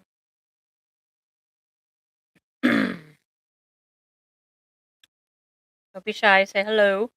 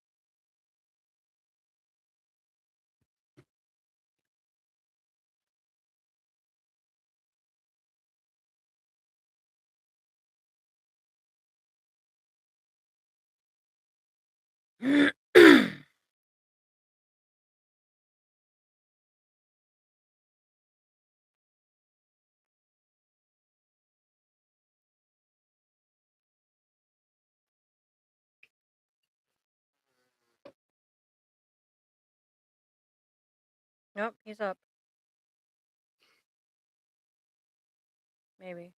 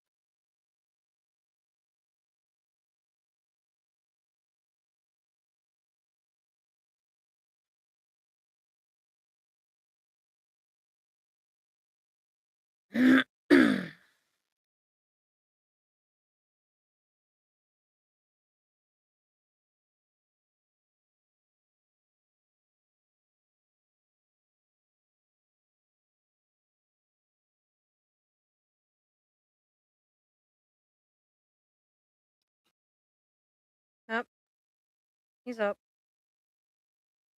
I think he's up.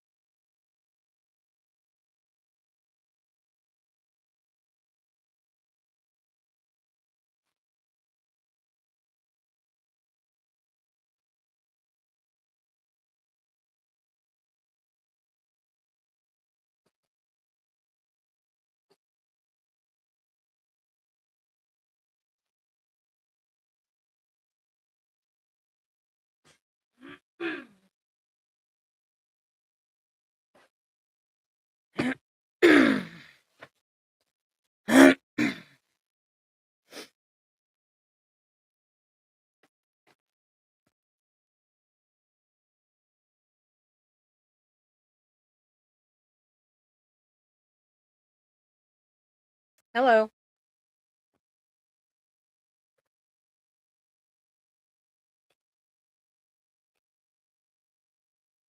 Hello. Good evening.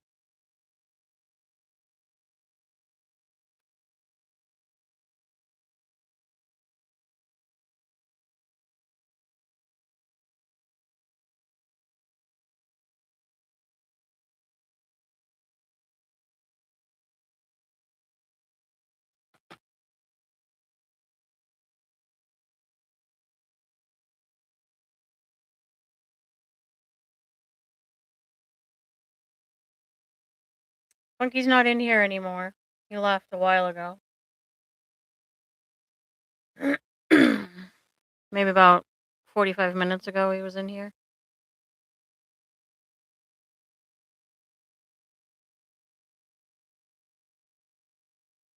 It's okay.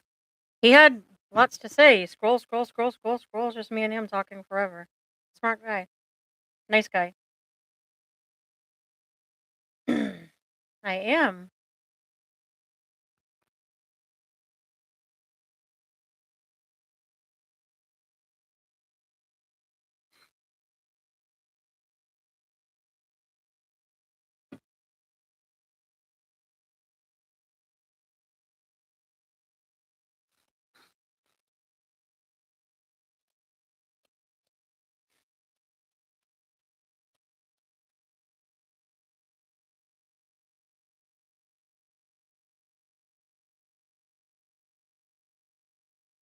I could.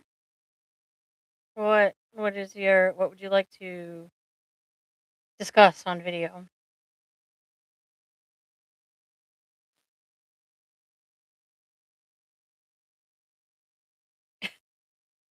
Kitty Crusher comes in out of the blue, calling us all cop callers.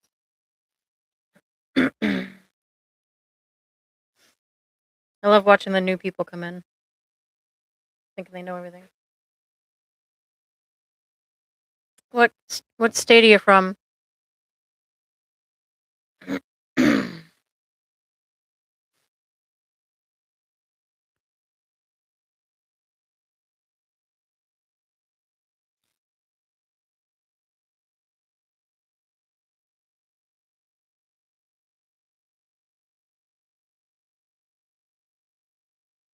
Aw, I'm a trauma informed therapist. How did you know that?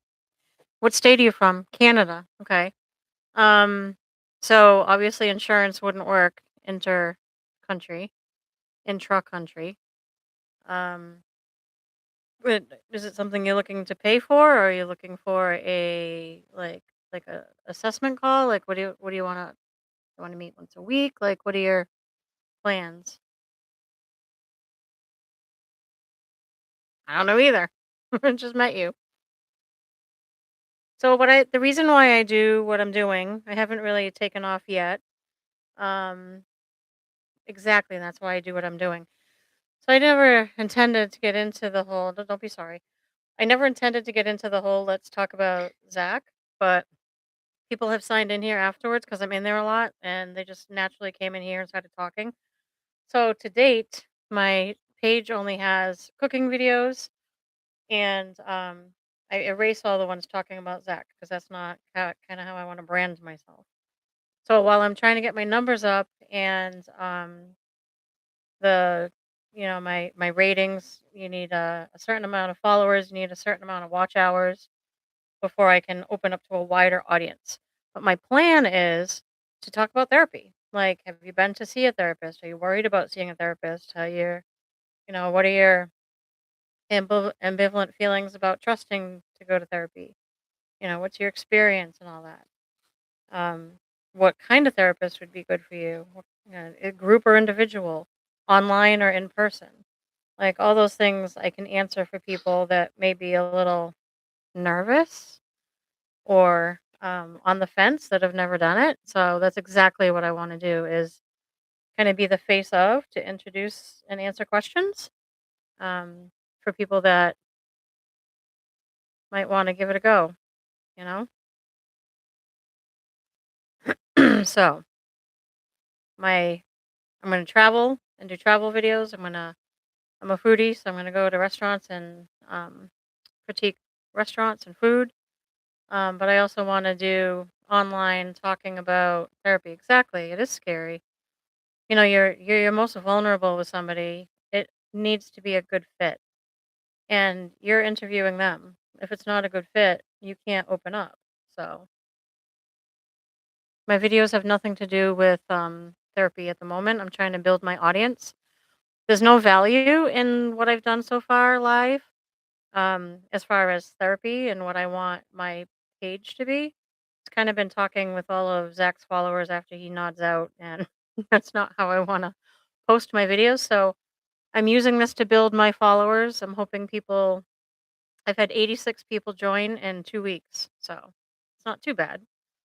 Um, so I do this to kind of get out there. People know me if I go live. Word of mouth. People have seen me in other chats and stuff like that. So trying to get my face and my name out there before I actually go live and talk online as a therapist. However, this is what I do all day. So my online therapy is this. I sit in this chair one on one every hour with a different client. So I'm used to it. So I don't think I've ever seen anybody online go live talking about what's it like to see a therapist? What's it like to, deal with the stigma of mental health? Is it wrong to go inpatient? Are you worried about medications? Like all those kind of things to kind of throw at somebody that has been there and can kind of help them through that. Can you tell me some stuff? No, on here, this is, even though it's just, see, somebody else is in here now. I prefer you don't talk about your trauma. This is not candid. Um, it's not private. It's not confidential. So I don't want you to get into anything personal.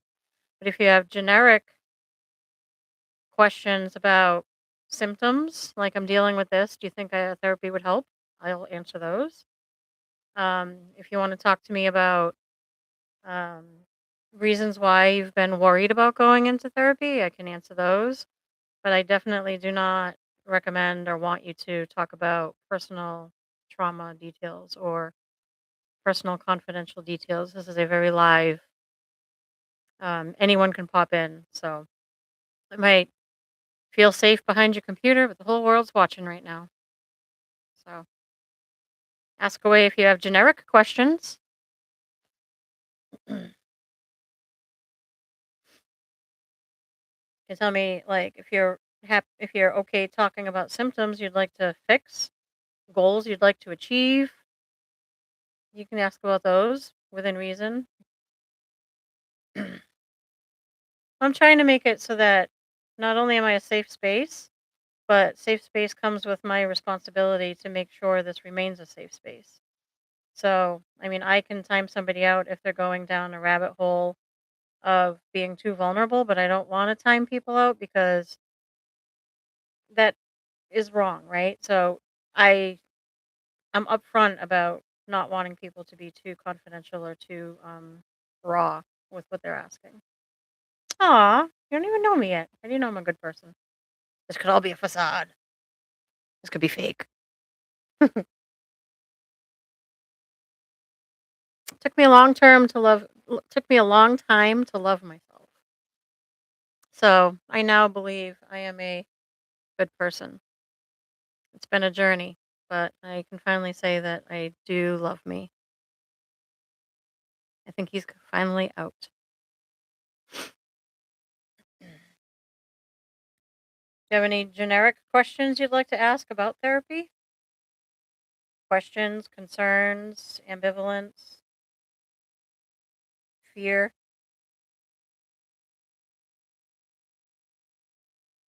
I know they're like things from the 80s, aren't they? Thank you. I am almost 60. Don't tell anyone. Shh. Look at my hair, it's all gray up there. Those are not blonde streaks. It's gray. See the streaks right here? Gray. Makes it look like I got streaks in my hair. It's weird. You go gray in streaks and like pieces. Like, see them?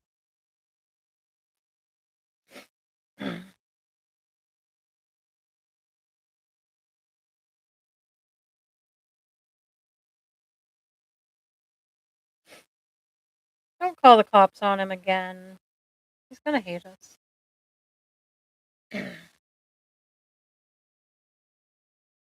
They would never talk about you. I have never once talked to my family about my clients ever.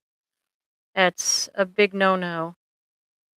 And if they ever did and you found out about it, you would be rich because that is a huge violation. Huge violation. Oh, he's awake. I don't know what he's doing, but he's awake.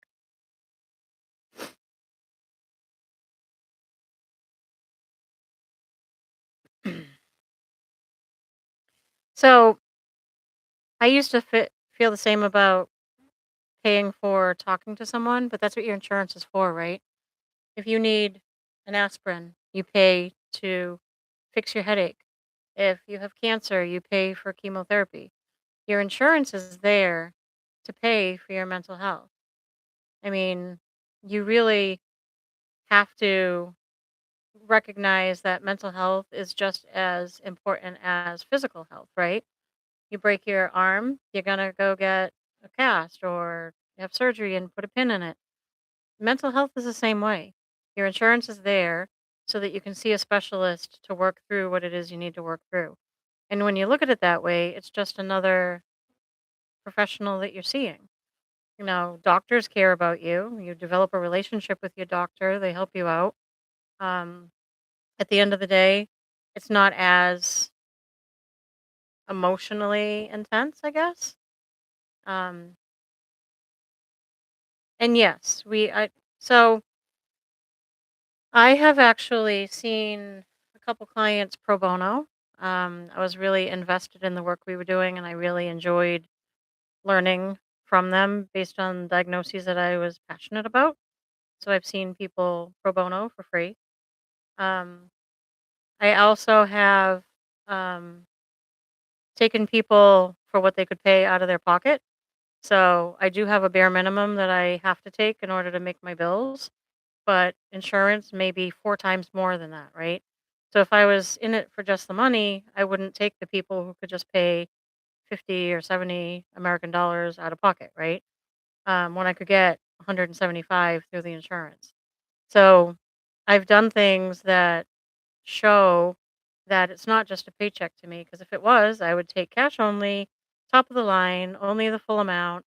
But the the um the reason I help people is to offer them, not only, even if they don't stay with me, I'm giving them an opportunity to get comfortable with therapy, right? Am I their forever person? I don't know. But at least I can be their introduction to feeling comfortable enough to talk to people. Um, I do therapy over Zoom all the time. It's not Zoom. I have my own HIPAA compliant link on Psychology Today. I'm not sure if Psychology Today is in Canada, but Psychology Today is HIPAA compliant. Zoom is not HIPAA compliant. Um, you can get a HIPAA compliant Zoom, but you have to pay extra for it, and I already have one, so I don't pay more.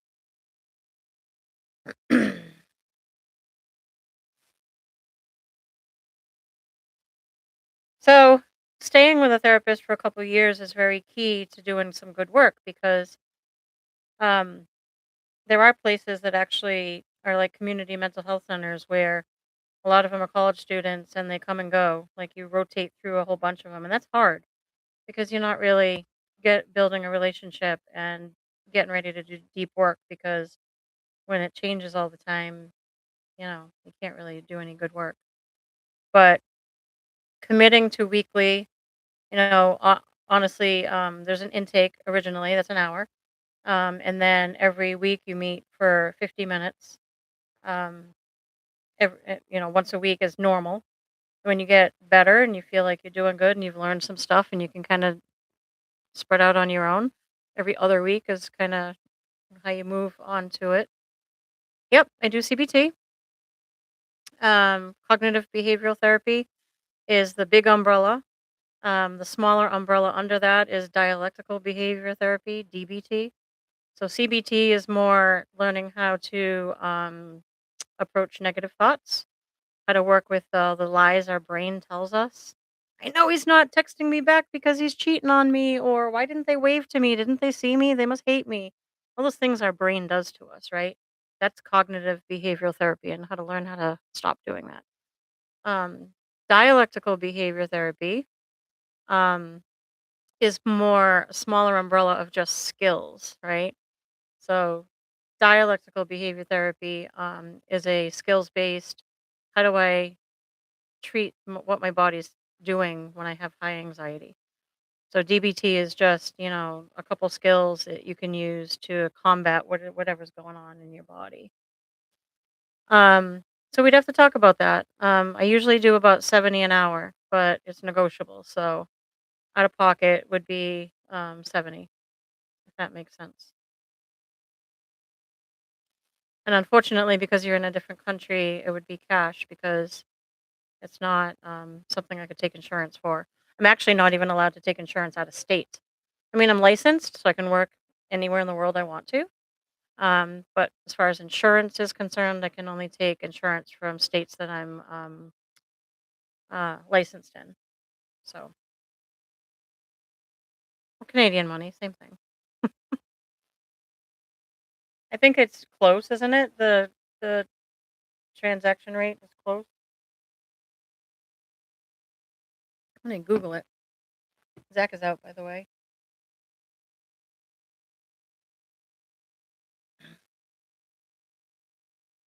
What's the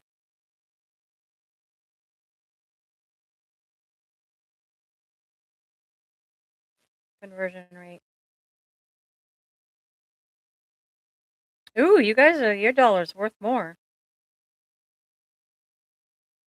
It's to your dollar. It's 72 cents to me. He's live, but he's sleeping.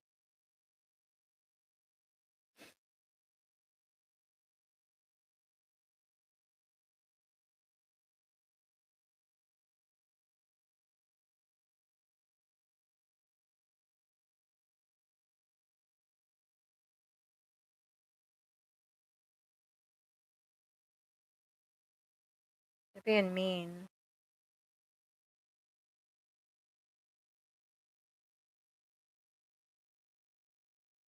Travis is being mean. They're just still talking to each other. That's a first. Yeah, right. I called it. I knew as soon as his phone was doing the circular thing and he was off camera, I knew that he was gonna be nodding off soon. Pretty sure he's putting it in his blunts and smoking it because he's not gonna get in trouble on live for doing that, and it looks normal. Because I haven't seen his tongue blue, his lips blue, anything. So he's not doing the blue M30s anymore. I think he's lacing his blunts with it with fentanyl.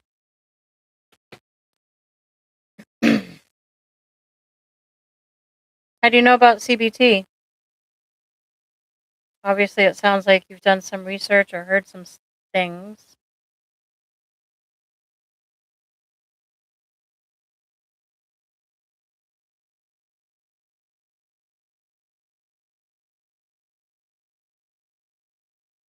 No, I'm afraid to tell you he's not only on Suboxone.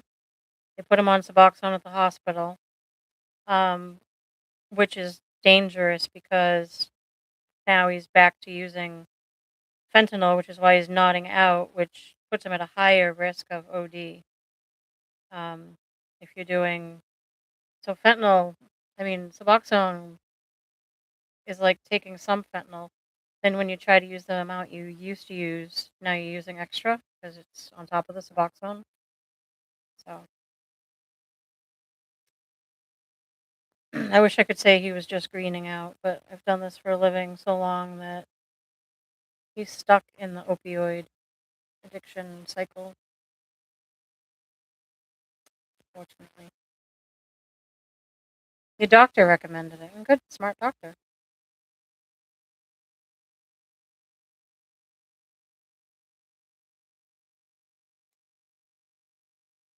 Panic attacks, what do they feel like?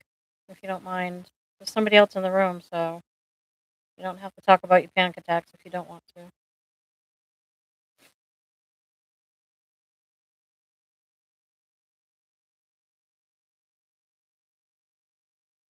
Everybody's panic attacks feel different. So by the way you describe them, I can tell what stage you're at and I could recommend something for you. We can do that offline if you'd like.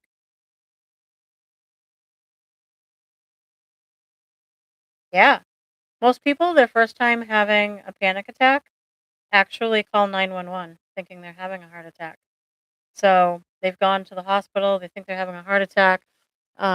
The ER puts them on all these machines and they're like, "Yep, nope, you're good." And they're like, "Well, why did I feel like that?" And they're like, "Well, welcome to panic attacks." Yep, pretty normal. Did you know there are 4 or 5 more levels above what you're feeling right there?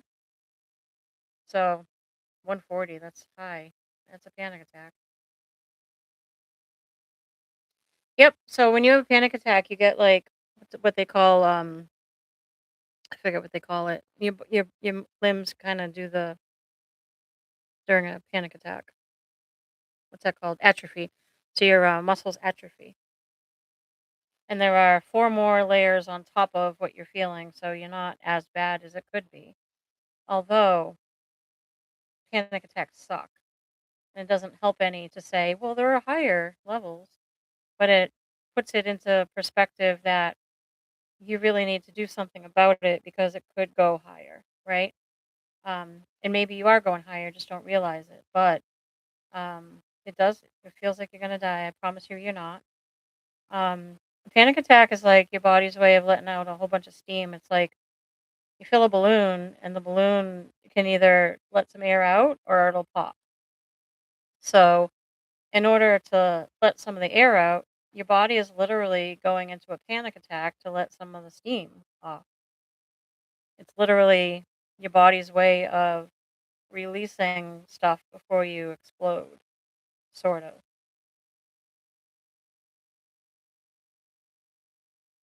I think those are called night terrors. You wake up a lot at night feeling like that?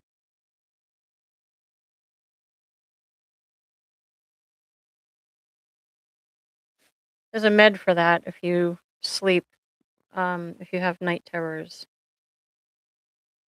wake up all sweaty and panicky. That is the med for night terrors.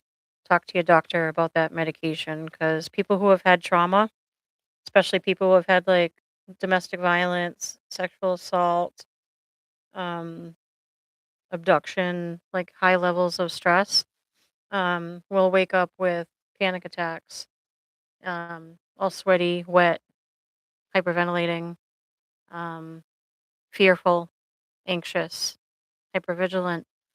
That prazosin takes away those night terrors.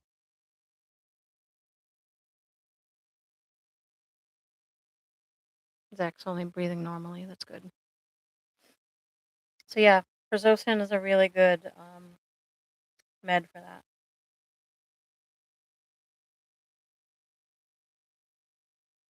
Don't get into any personal stuff. I don't want you to start telling all your trauma in the room. Unfortunately, I'm not trying to not listen, but I also want to protect your privacy.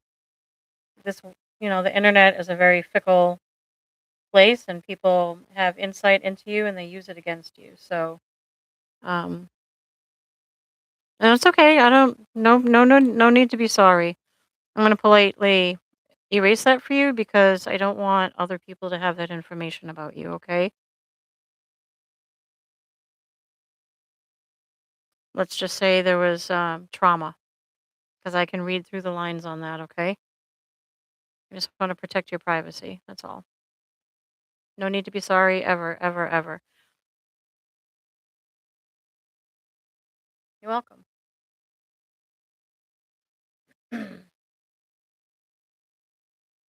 So when you are feeling, let me see if I put a link in the room. I want you to watch it real quick. Let me find it for you. Hold on, I'll be right back. Um, I don't know if I can do links in the room. This is all new to me, so let me see.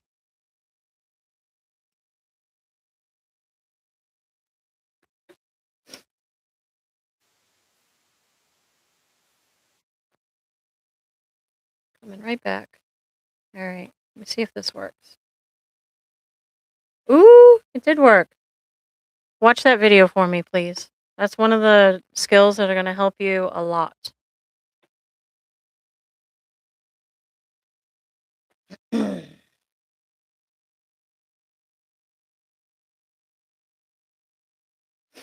It's only about 4 minutes long, I think. Oh, I love this. I can put links in. This is going to be fun. Finding out all the fancy little things I can do. DK pigeon? What's that mean?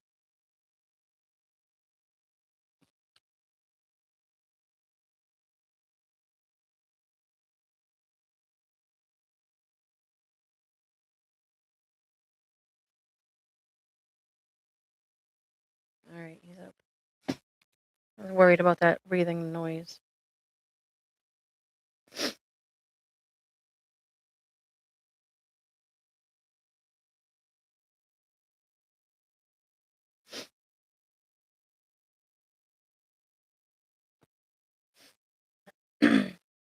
I don't know what you mean by DK pigeon.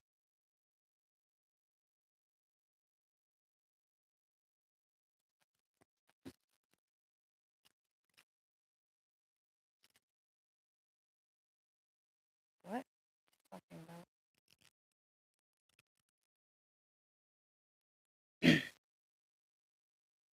Oh, I have no idea who the YouTuber is, but I've been showing that technique for years. Um, I'll explain it to you after you watch it. Did you watch it?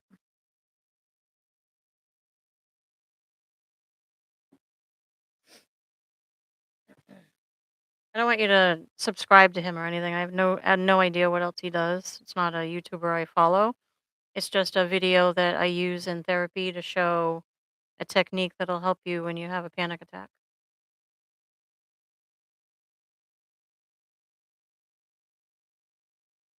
I think all of his views are because of me using them in therapy. Okay, so the premise of that, did you at least bookmark it for yourself? Like click on it and save it?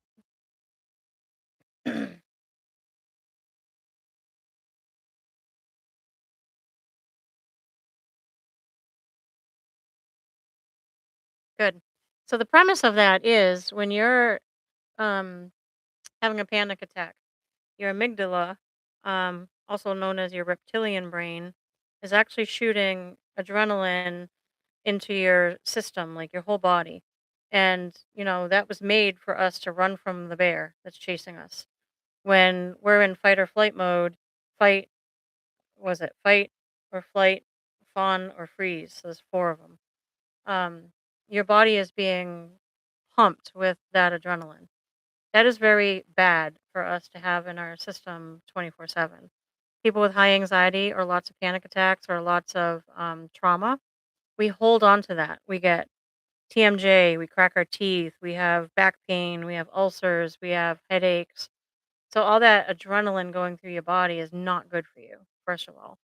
Second of all, we get so used to panic attacks that we're kind of living almost in crisis every day. So here I am with high anxiety. Something happens, crisis. Go back down a little bit. High anxiety, crisis. And a lot of people live there, which is not comfortable. What you want to do is try to bring down your baseline so you can recognize when you start having lots of anxiety, right? So when you start recognizing that anxiety, you can do stuff to keep it low so it doesn't get high. However, when people enter therapy, this is where most of them are standing. So it just takes a little bit of work to lower that.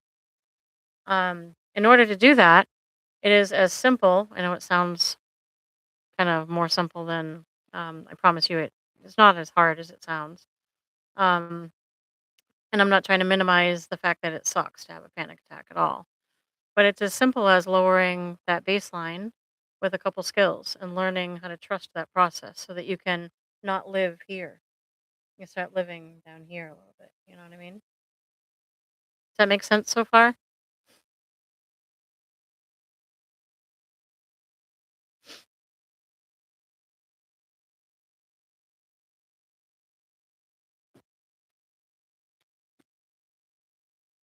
I don't want to get ahead of myself.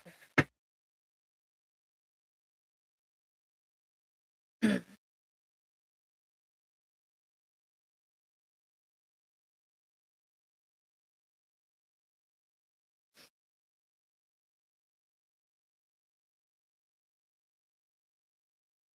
You still here, Cyber?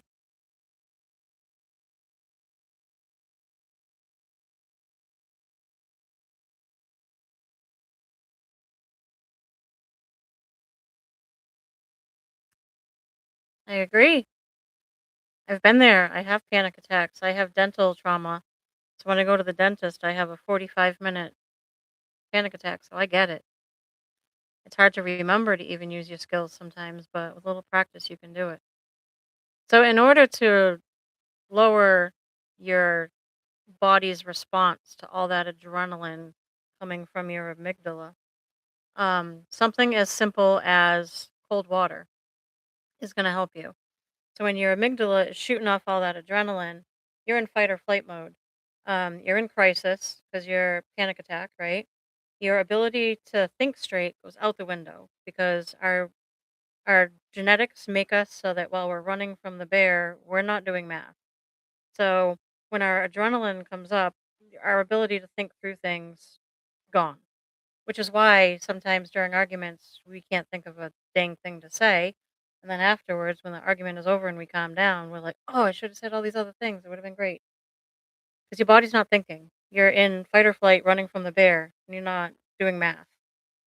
After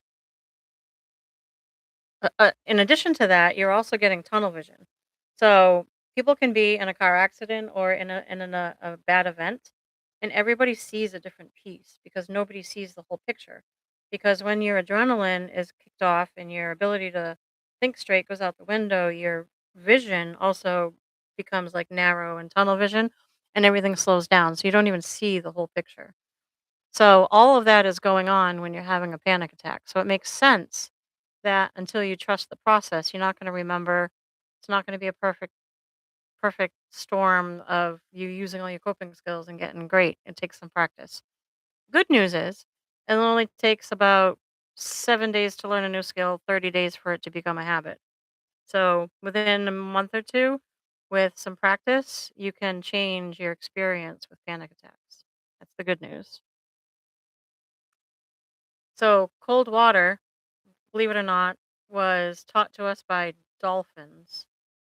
Dolphins literally go down into the colder part of the ocean when they go to sleep. The whole pod of dolphins comes down into the colder part of the water. Um, Probably because there's less predators for them down there. But they sleep perpendicular with their tail down here and their head up here, and they shut off half their brain. The other half stays awake to keep them safe. They shut off the other half of their brain and sleep with half of their brain at a time, which I think is fascinating. Um, but what they taught us is when they're down in that colder part of the ocean, cold water, ocean cold water on their beak right here. Is that a beak? I don't know what a dolphin's nose is called. Um, Cold water right here acts like melatonin and puts them into a really nice state of sleep. So the video I just sent you is a gentleman who his heart rate is up. I don't know if he went running or whatever to get his heart rate up to assimilate a panic attack, right? He's pretending he's having a panic attack. So he puts a pulse ox on his finger and fills his sink up with cold water, and he plunges his face and holds his breath into the cold water. And that the holding your breath and bending forward and putting your face in water assimilates the same thing as the dolphins. It will literally, in less than 30 seconds, bring you from a heartbeat of 140, like you said before, down to 30 in less than 30 seconds.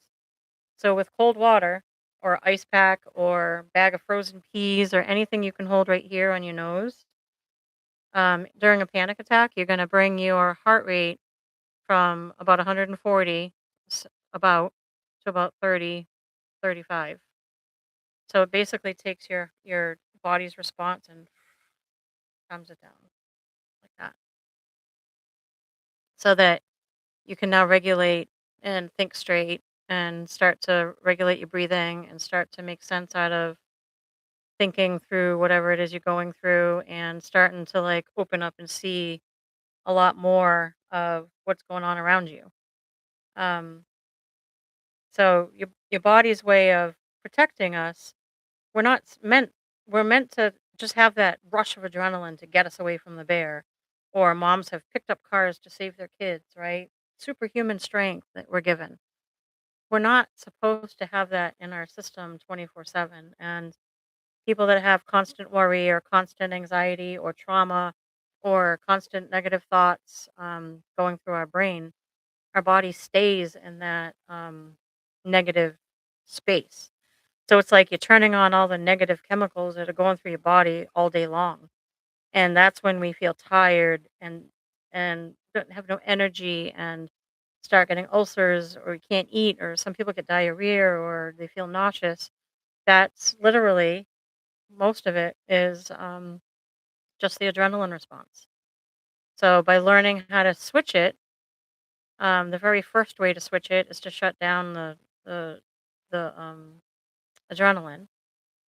Um, anxious poos. Yeah, anxious poos. I love that. Um, you made me laugh about that one. The um the first one is the cold water on the nose, right? So because obviously you want to turn off the bad adrenaline going through. There's another one you can add to that, and that's intense exercise. Sit ups, push ups, go for a run, jumping jacks, anything that gets your heart rate going. And I know that sounds weird because you just shut off your heart rate. So now you want to turn your heart rate back up, but it's for a different reason. You're shutting off the panic attack heart rate. But when you turn on your heart rate with intense exercise, you're turning on serotonin. So if you use the cold water here to relax a panic attack, and then you do exercise, you're shutting off the adrenaline, then turning on the serotonin, which feels good. So you have tremendous ability to change the chemicals going through your body and your brain with just those two things. Cold water on the nose, something icy on the nose, um, and then some exercise, believe it or not. Just those two things. You'll be surprised at how much better you feel. That's DBT, and there's lots and lots more, and that's part of CBT. So, what I just went over are two skills for dialectical behavior therapy, which are part of cognitive behavior therapy. But that's very helpful to help people regulate their body.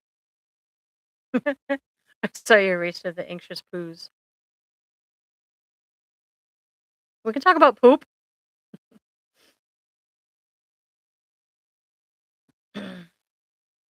You feel good when you fast because when you don't fast, your anxiety is interacting with the food and making you feel nauseous. Am I right? So by fasting, you don't have that nauseous feeling, but you're not nourishing your body either. So you're neglecting a part of you that needs to be nourished by fasting because the alternative is nauseous and feeling sick because you're anxious. It's a temporary help, like a band aid, but it's not a long term. I don't suggest you fast long term. Yes, it feels good.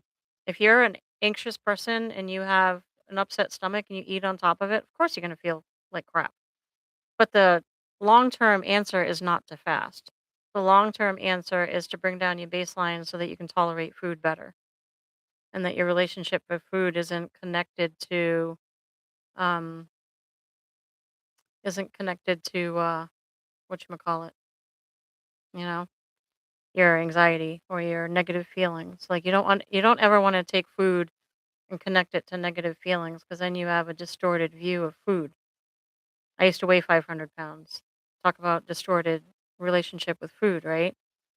Um, learning how to navigate making ourselves feel good inside and out in a way that is beneficial and healthy for us is important, if that makes sense. So here is the other. I gave you the link for the gentleman with his face in the water. I just want you to see the pulse ox on his finger. It'll go from 140 down to 38, I think. And then this one is a short video about the all those skills. There are four skills. I only went over two of them with you, but there are four skills you can use when you're in crisis. The first one is temperature. That's the cold water here. Second one is intense exercise. And then the other two are in the video. I don't need to go over all of them because I think that people can start with the first two, but the video will help you understand why and what the reasoning is and how it works in your body. What happens is you start learning, oh my god, I have control over this. It's something that feels out of control like a panic attack or a heart attack. You can be like, okay, I can learn that I have power over this. I can do something to make myself feel better.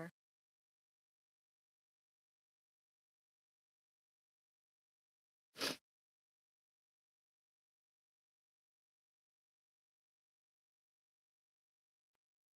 that help at all?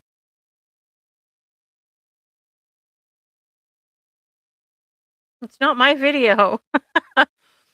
So I didn't create these videos, so don't feel obligated to like them. If you want to like this one, and encourage people to add me on live, not on live, on subscribe to me. I mean, those two videos are not my videos, so it does nothing for me. But I'm sure that the creator of that appreciates you. They're so old though. I've been using them for like 10 years, so I have no idea how old that video is. Either one of them. I found tried and true videos I like and I stick with them. I used to do therapy in front of 70 people. Me and another therapist would get up and do group therapy with 70 clients. So these are all videos that I have used in my, in-person group therapy um, at the rehab center in the state where I live. People in early recovery. So learning how to regulate your emotions, especially when you take away your coping skills, right? You go to recovery and you stop drinking, or you stop doing drugs, you stop smoking, or you stop overeating, or you stop becoming a gymaholic, right? Anything you do to excess, if you take that away, now you're left in all your feels, you're left in all your stuff. So some of these skills are really important for you to learn how to kind of take your control back instead of letting it control you. And once people learn, they're like, "Why didn't I learn this sooner? It's so helpful." So, does that help at all?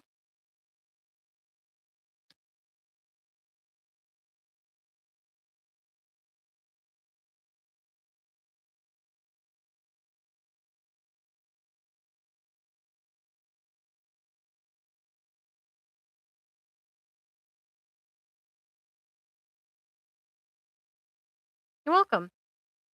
Feel free to ask any questions. I could probably talk forever because this is what I do for a living.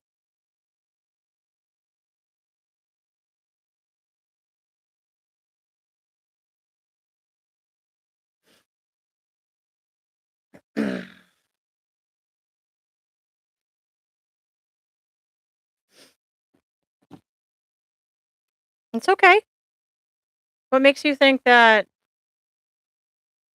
what gave you the impression that you don't wanna pay somebody to, like, listen to you because they're only doing it for the money? What put that in your head, you think?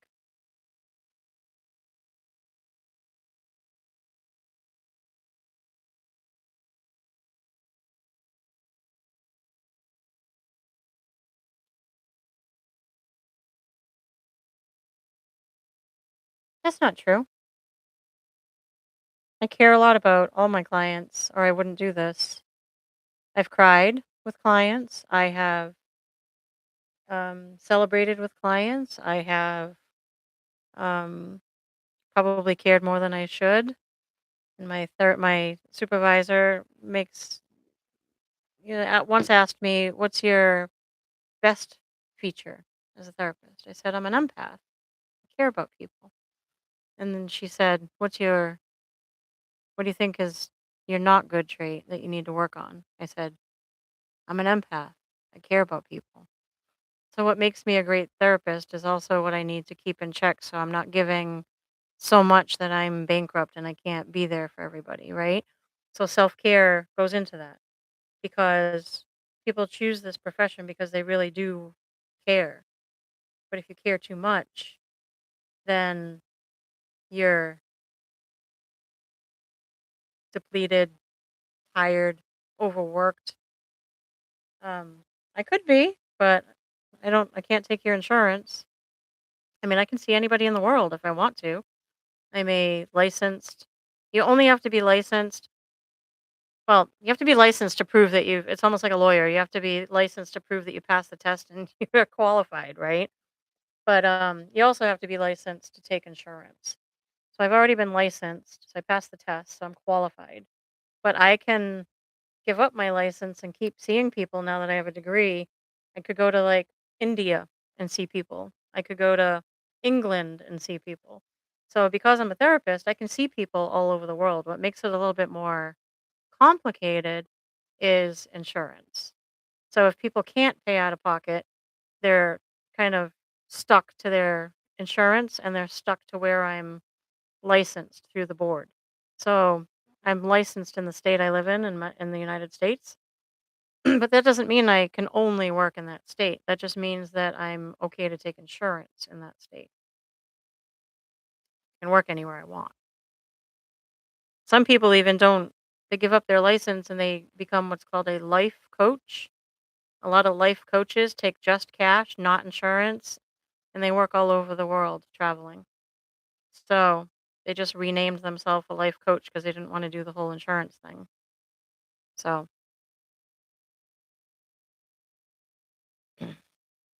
I used to think the same way about um, therapy when I was younger and when I was not a therapist. I was like, they're just getting paid to tell me that. They don't really care.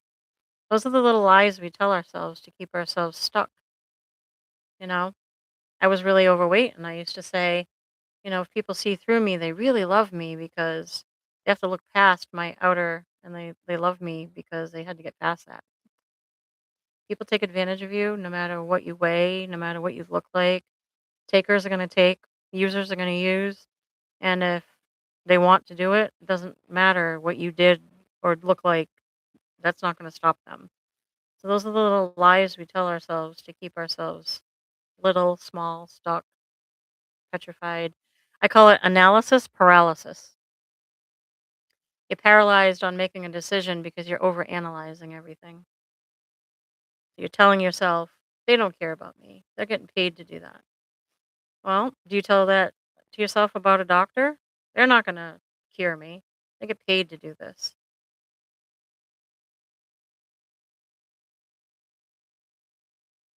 What about a haircut? They don't care how the haircut comes out. They get paid to do that. Or your nails. They don't take pride in the nails they do. They get paid to do that. Say that about all those professions, right?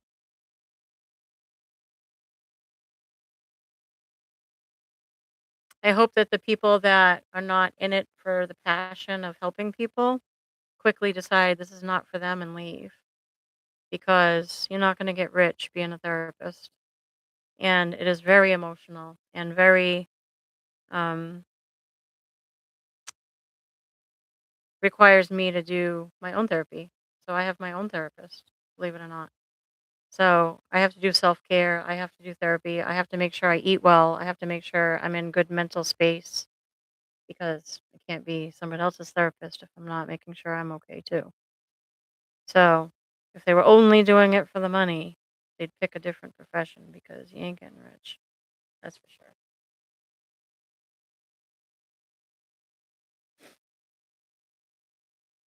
I love that you came in here with ambivalence. And a couple times now you've said that you feel connected and wish I could be your therapist. That just goes to show you that if you take the time and try to connect with somebody, you will find that there are people that you feel drawn to at least try, right?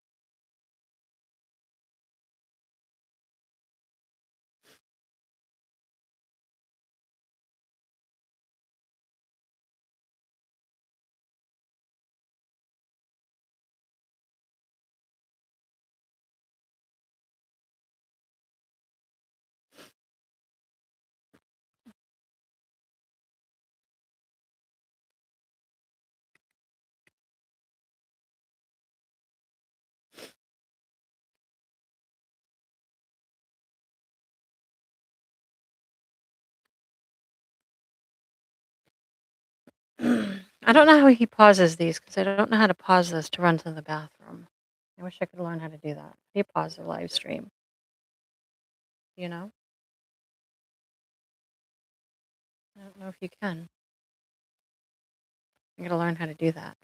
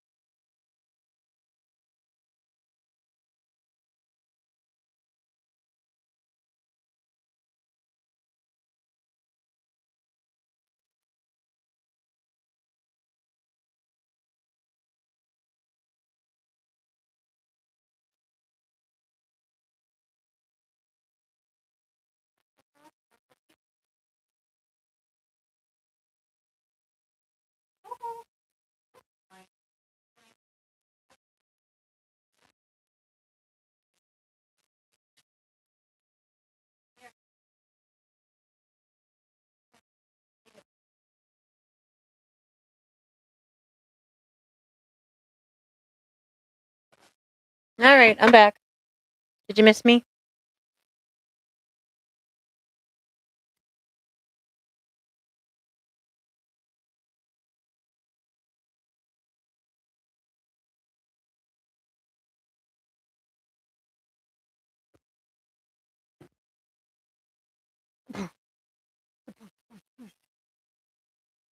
My dog's gonna want to go out.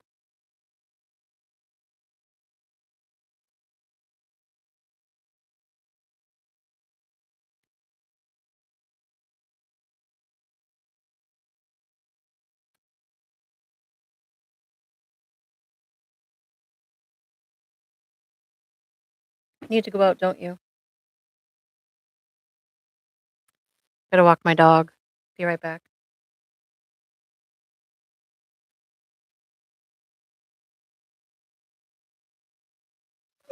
I'm coming. I'm coming. I'm coming. All right, let's go.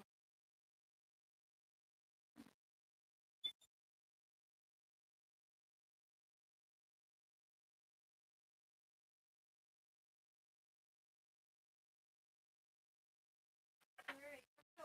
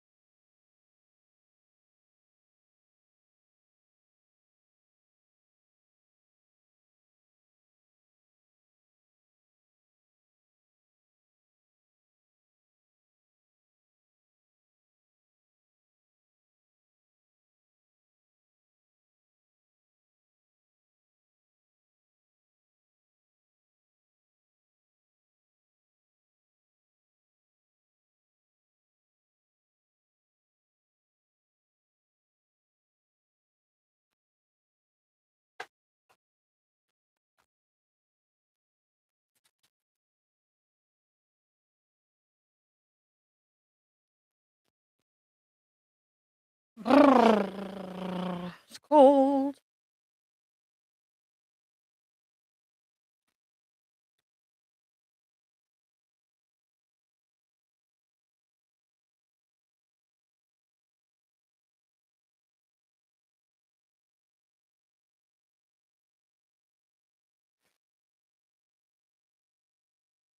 Why is he muted again?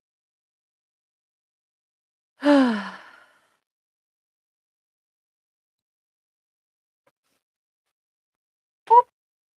boop, boop, boop, boop. I got you. Where's your bone? Where's your bone?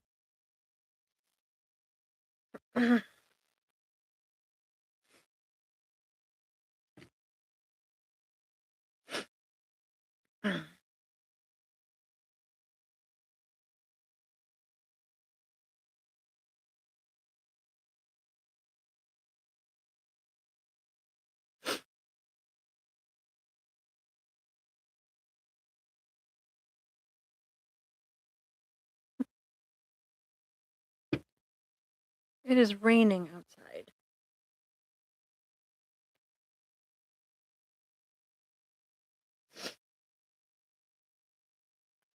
Oh, where's your bone?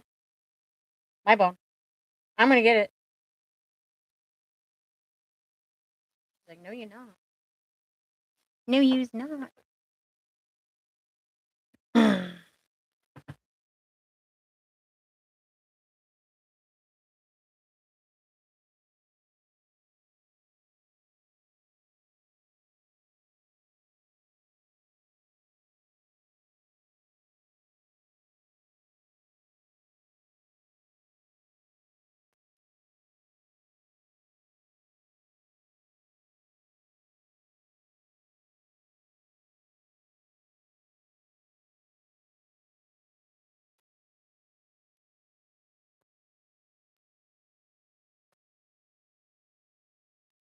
Hey, Coco. Coco. Machuku, Machuku.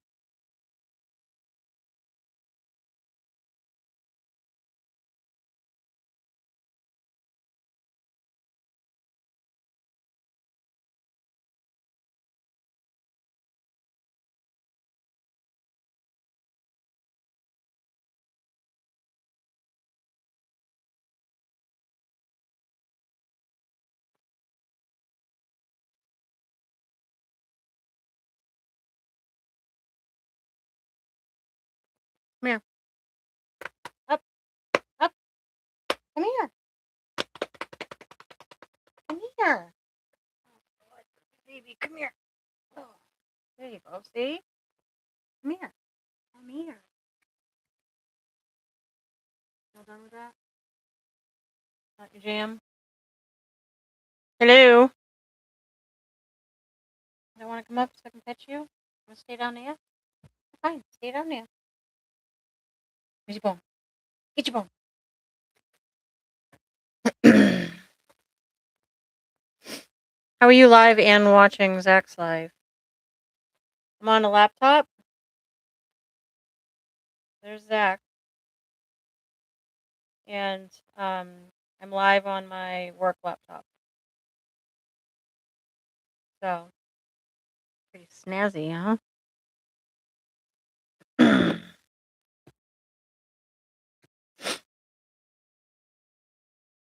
I'm trying to build my following. So I just sit here. So right now I'm less than 1,000 subscribers. Um so until I get 1,000 subscribers, I know we're on mute. Until I get 1,000 subscribers, I'm only allowed to have my subscribers plus 25. That's it.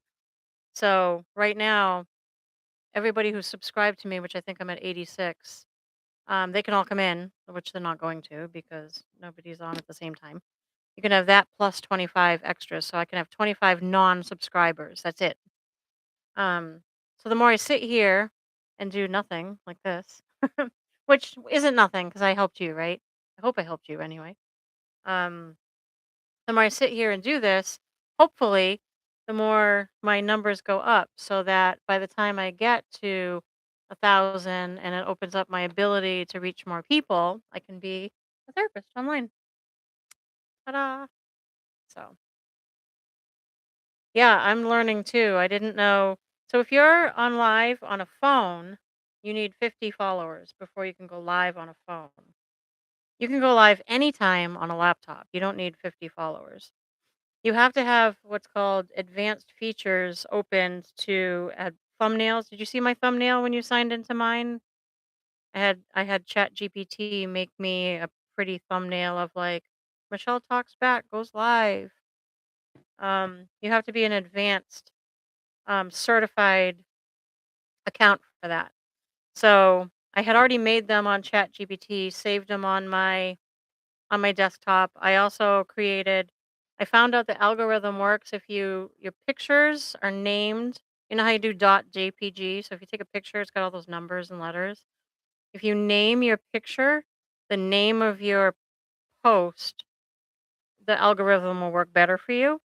I also had ChatGPT make me 50 hashtags for food, travel, and therapy.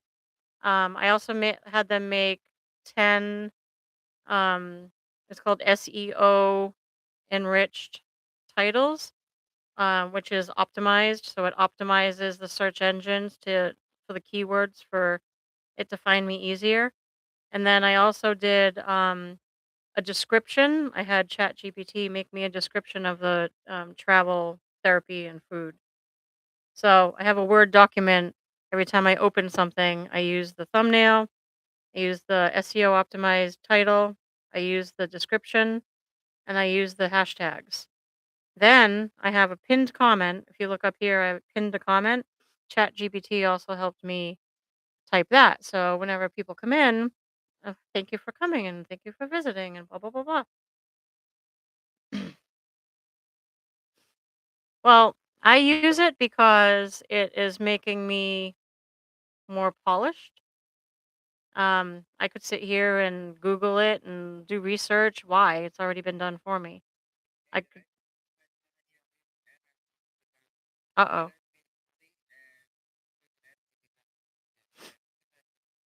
He's pissed.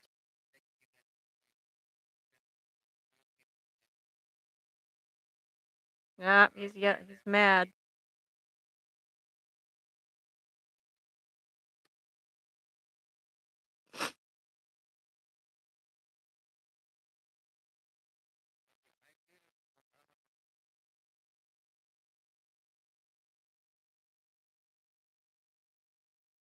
He's mad.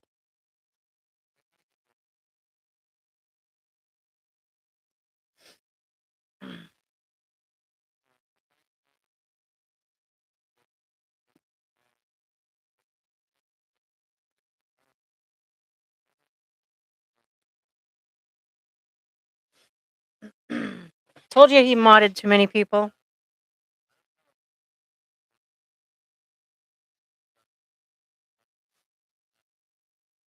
Yep. Zach's no drama.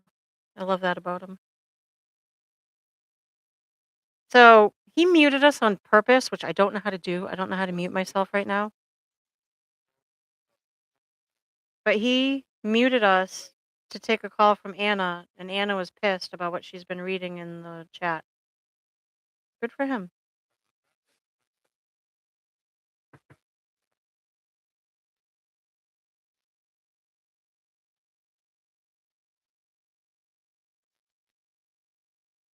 Control your viewers. Anna's no. Anna's like whoopsh.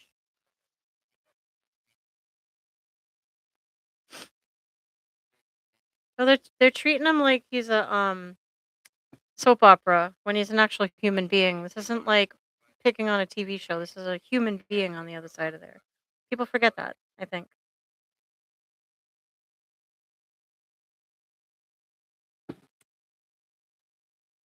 I stay out of the drama.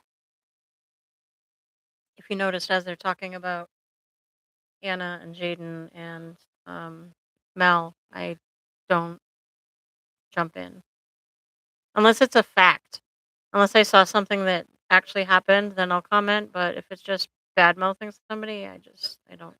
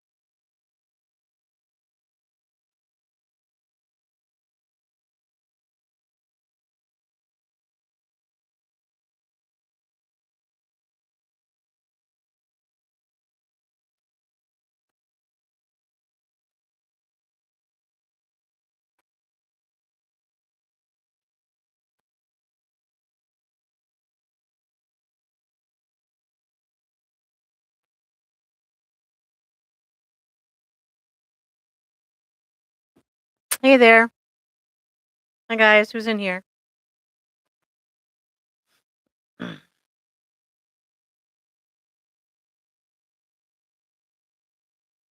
Thanks for coming in and joining, checking it out.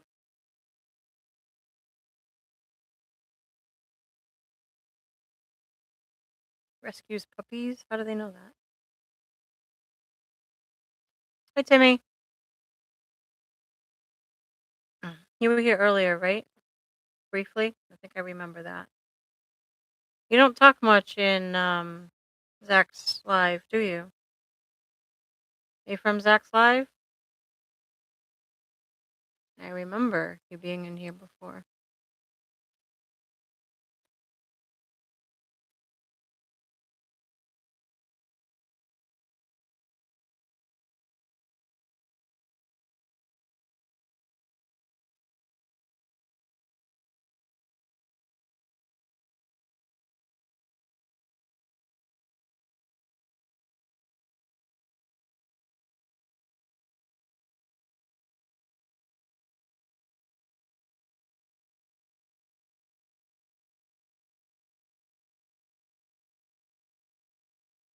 It's okay. You just watch. What are you thinking about everything?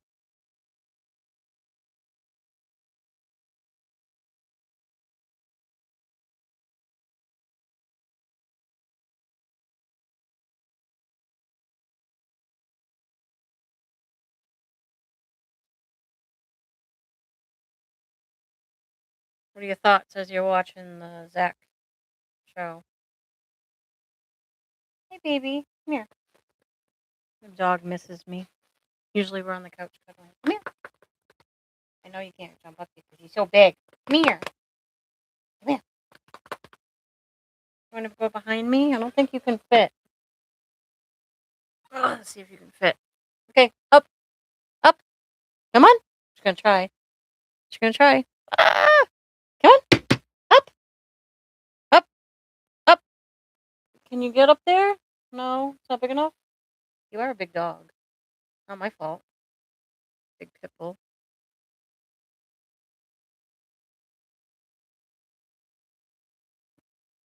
I think I need a. Go ahead. Go. Come here. Up. Come here. I need a dog thing, even with the computer, so she can be up here because that's what she wants. Come here. I'm gonna sit back down. Up. All right. One more chance. That's all you get. Come on. Up. She's almost up there. Come here. Come here. Up. Oh, all right. No more. No more chances for you.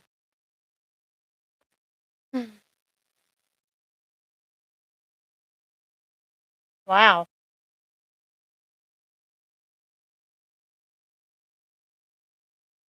Mel is naive but also addicted, so you can't think with your coherent, non naive brain when you're addicted because your brain's all jumbled up. So she may be a completely different person sober. Zach is a good person. I think people come to troll and then they kind of like him, which is what happened to me. Jaden seems like a control freak and a um, do what I say, but it's okay for me to do what I want to do kind of guy. I think he's been taking advantage based on I can only go on what Mel is saying. So I'm assuming, he met her at work. He's like flirting with other girls at work. So I think he's like on a power trip with people. And Anna, I only met once or twice, so I have no idea. I think she's a no nonsense person, but I don't know much about her. I just think she throws her control around a lot. Like knock that off, shut that off, turn on the music, turn off the music.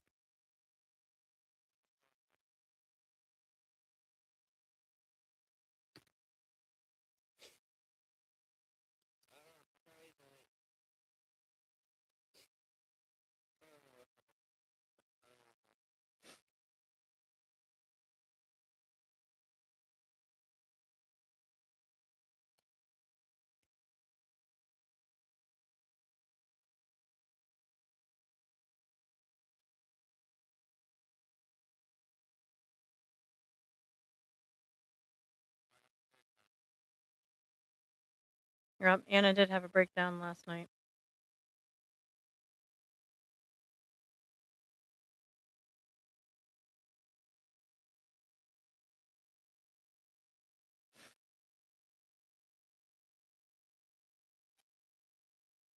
Oi, oi, oi. They're so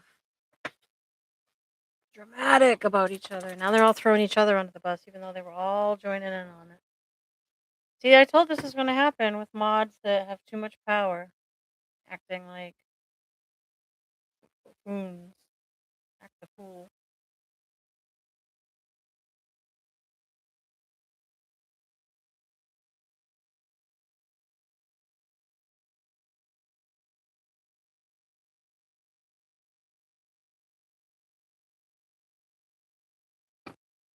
Have any questions about therapy? It's kind of my shtick. That's what I do. I answer questions people have about general therapy. I'm not going to do therapy online, but if you have any questions, concerns, comments, pros, cons, for or against?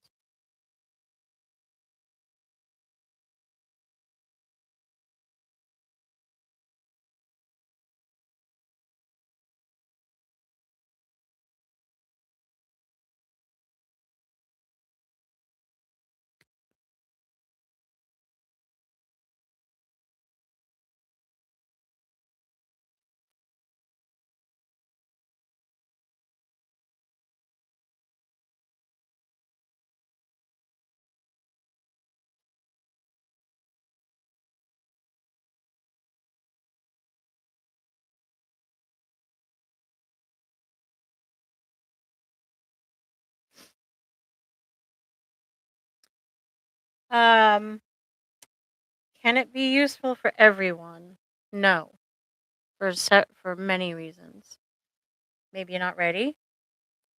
Maybe you're unwilling to dig deep and look within.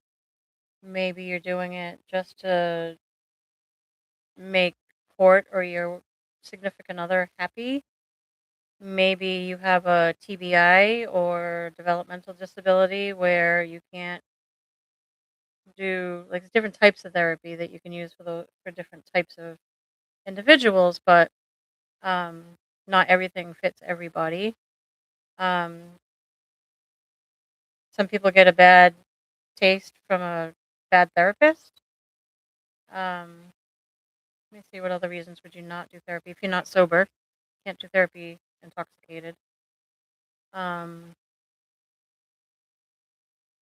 therapy won't work if you have psychosis, active psychosis. Um, I mean, I'm in therapy and I'm a therapist, so I used to be the type that thought that they were getting paid to see me and they didn't really care. But I feel differently now that I am a therapist. But some people are cold-hearted like that, which in every profession there's crappy people, right? Hopefully, by me doing this, I'm opening up the ability for people to meet a therapist, ask some questions, and maybe not be so afraid of it, you know? So that's I do it like I'm online as a therapist from 10 a.m. to 7 p.m. And then I come on here and do this. So see how it goes. Did you sub to me? Did you subscribe to my page? Or I would appreciate it. Um, let's see, reopening wounds. I would hope that therapy doesn't feel like reopening. Number one, you need to develop a trust. Oh, useless. A good therapist is skilled in knowing how to not push too much until the client is ready. In other words, if some people dissociate, I'm not going to open up trauma and then send them out into the world to get on the bus to go home dissociated, right? So sometimes it takes 3 months before we develop a trust to kind of start to a little bit open up. You're not going to walk in the first session and start working on deep trauma. So If the therapist doesn't do it correctly, it can feel dangerous and useless, yes. Some people are not ready, and if I were in my head, like, they're not ready. This is useless. I'm judging them. I can still be a good jump off point, a good I remember I had a therapist. I wasn't ready then, but they were kind of nice. I think I'll go try again. Either I'll try to find them again or I'll go find somebody else that I connect with too. So I think even if they're not ready, I can be the face of for when they are ready later on. Um, some people at different stages or ages in your life, you have different understandings of stuff. What somebody said to me when I was 30 doesn't mean the same thing as when they say the same thing at 50. So, at different stages in your life, what they said could have been useless 20 years ago, but so profound when I hear it with new knowledge and new experiences in life later on. So, I think that's a very complicated question. I don't think therapy is ever useless, but there may be not a good fit. I'm not going to be the therapist for the world, and that's okay. I don't want to be.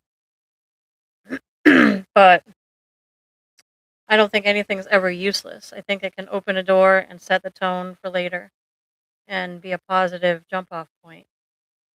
Even if people are not ready. I've had people come to me because they got a nudge from the judge or their significant other told them they have to or else. Is that useless? No.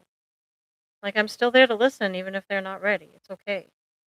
Um, for me to judge if it's useless, I'm being judgmental and biased, which isn't fair to that person. Like, why should I bring my bias into it? I'm a vessel for them to learn and feel comfortable about therapy, whether they stay or not. So I don't ever feel useless. Um, rumination. Let's see. If somebody's ruminating about something, I hope that if we work on it and I know them well enough, that they can tease it apart, figure it out, make sense out of it. Why am I ruminating? Why does it keep coming up? Why is that important to me? Why can't I get it out of my head? Um, so if talking through it helps, great. Some people are not ready. They call it pre-contemplative.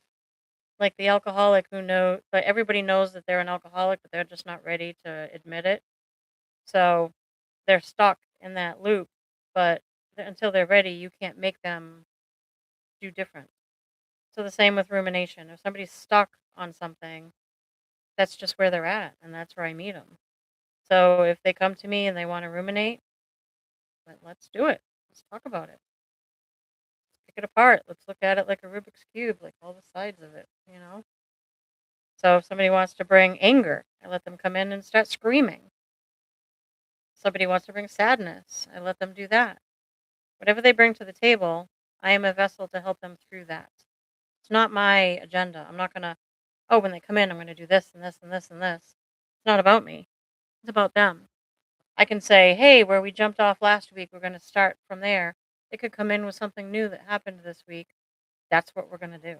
We're going to do what they bring to the table. So if they're ruminating, if they're scared, if they have anxiety, if they have depression, um, you know, automatic negative thoughts a lot, that's just where they're at, and that's what we work with. I look at it like I'm an artist with a blank canvas, and when I meet a new client, they paint the picture for me, and we work on that. I don't have any predetermined ideas or guesses about what we're going to work on. I don't try to apply certain things. I'm skilled enough to be able to apply things in the moment, but I don't preset what we're going to do unless we've talked about it previously because it's not about me. How would you like to go to your therapist and I'm going to talk about your relationship with your father and, your best friend died that week. We're not talking about your relationship with your father. We're processing the loss of a loved one that you care about. So I let them bring to the table what they want to talk about that week. And through that process, I can, oh, remember how this affected you, and oh, you said this a couple months ago, and how does that affect this piece that we talked about? So I do all that behind the scenes with them. That's where the skill comes in, if that makes sense. That was a long answer. Sorry. Some of these aren't so easily answered with just a moment's sentence. Good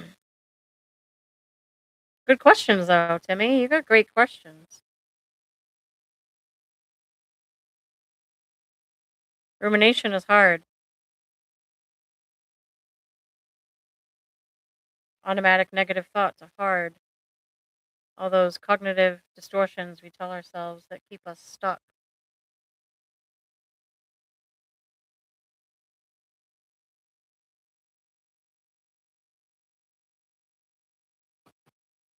Did that help answer? I am devoted, sometimes too devoted.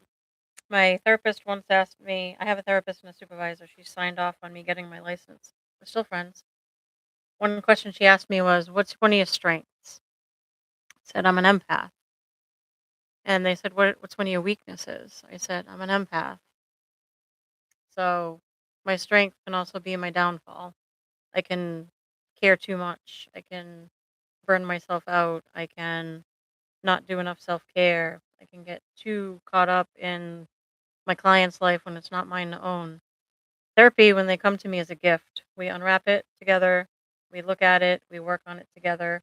But when they leave, I wrap that gift back up and lovingly hand it back to them. It's not mine to own and take home. It is their emotions and their life that I'm helping them with. It's not mine to carry the rest of the week. It would be disrespectful for me to think it's mine. And um, looking at it that way, it helps me be a good helping therapist, but also not let it traumatize me vicariously with all the stuff that we carry together. It's a session experience, if that makes sense. Have you ever had a client that's condition seems to be contagious? There's actually something that I've never seen in person. They did a really good rendition of it on House, if you've ever seen House. A bunch of teenagers were in a group therapy, and everybody started vomiting. Everybody. They thought there was poison, like food poisoning. What had happened was it was called mass hysteria. I've never seen that. It is a thing. You can have mass hysteria. I believe it's rare, and I believe that it's probably a very cohesive group that does it, either like a tribe or especially teenagers who are very vulnerable. So they were spot on using teenagers as a like a rendition of that on House, the TV show. Um, so yeah, uh, group hysteria can be a thing. Other than that, um, I don't know, contagious is a good word, but you can't have a narcissist without a submissive person that the narcissist is taking advantage of. So that's a symbiotic relationship where one can't exist without the other. Or like a dominant and a submissive, not sexual, but more of a personality style. You can't be a dominant unless there is a submissive, because what makes you dominant unless you have somebody over, I mean, under you, right? And what makes you submissive unless you have somebody over you? So I think those are more, not complementary because that's a bad word, but more symbiotic, right? It's almost like they require each other to continue. It's not necessarily contagious, but it relies on something else, if that makes sense.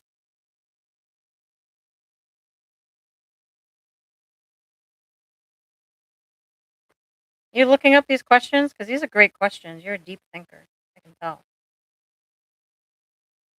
I love people that make me think and dig deeper. So thank you.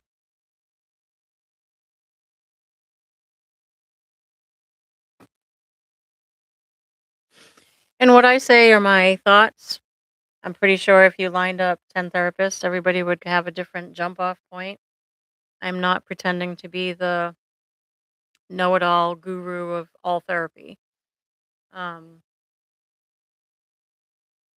who's still alive? Oh, me? Yeah. Um, I don't pretend to know everything. I'm just telling you my experience and my take on it. It doesn't make me 100% right. I hope that I give you enough to be curious to ask more questions to other people. I love that, Timmy. You have some really deep questions. Cyber asked me some nice questions too when she came in. Cyber Timmy's been asking me some, if you could scroll up, and asking some pretty profound, deep questions as well about therapy. I'm hoping that this takes off. I don't think I've ever seen anybody else doing kind of like a live Q&A about therapy to kind of get people. I know there's a lot of lives where I've seen people struggling with their own mental health, asking for resources or help with their mental health, um, becoming a chaotic mess with their mental health, but I've never really seen anyone go online with a therapist, right? So that's what I'm hoping to do.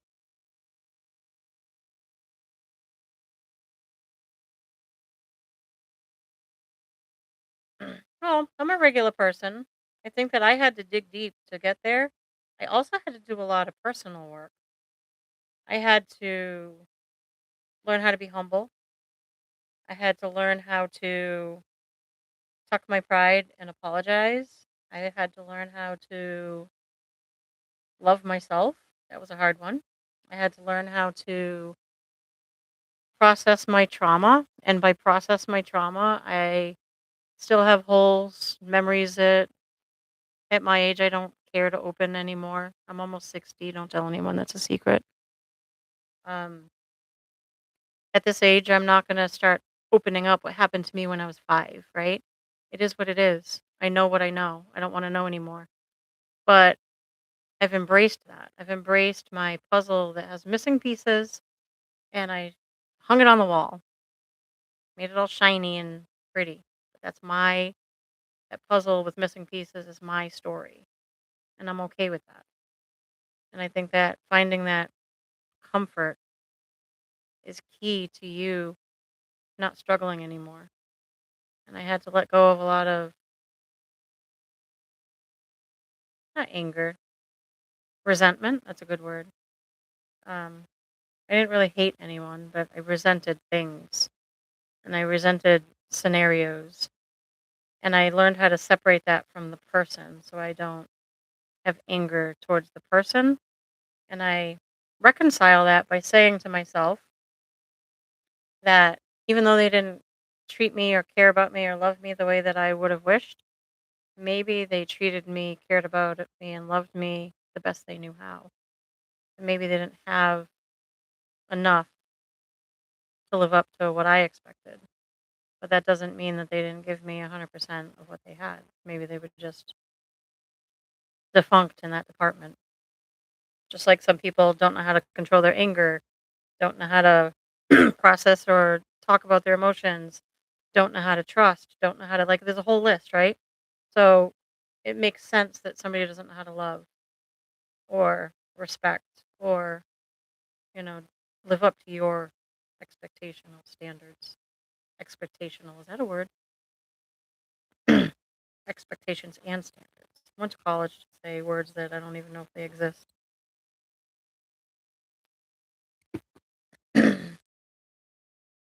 I think that therapists are willing to go deep.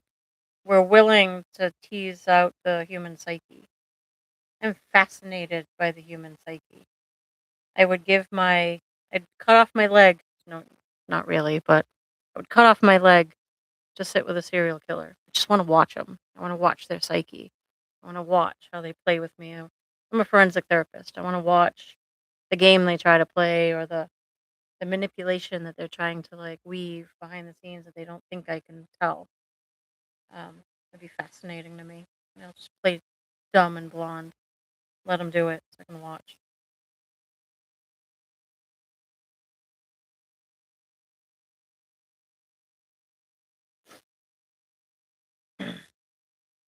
You know, I don't know if how many of you guys have either of you gone live before because the chat number is often very misleading. It'll say 0 and somebody will type something. So when I stop talking because I think nobody's in the room, somebody will ask me a question and I'll be reminded that the chat number is a lie and there is somebody in here even though it says 0. So if I'm ever super quiet, please type something so I know you're here because if I rely on the metrics of this, it's right now it tells me nobody's in here. So if you're in here, I don't see you unless you type something.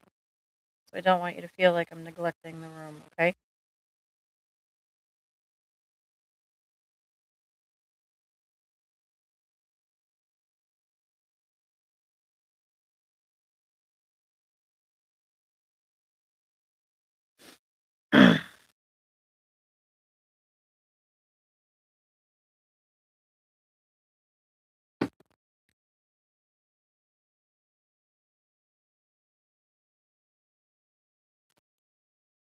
Anybody know the rules as far as playing music in the background?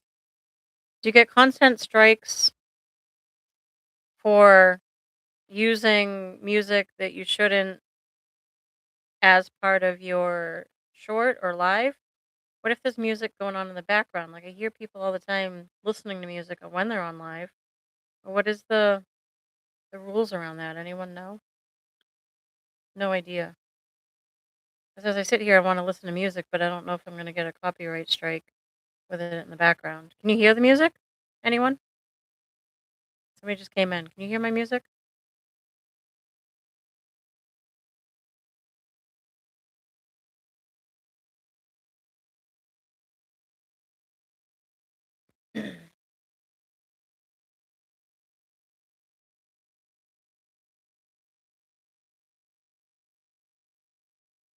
That makes sense. Can you hear it in the background though? This microphone doesn't pick up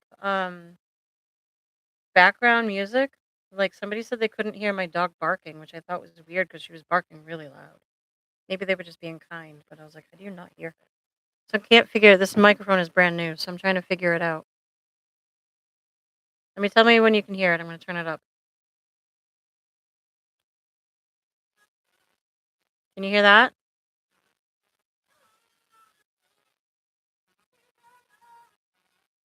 Okay. So when I keep it low enough, like you can't hear that, right?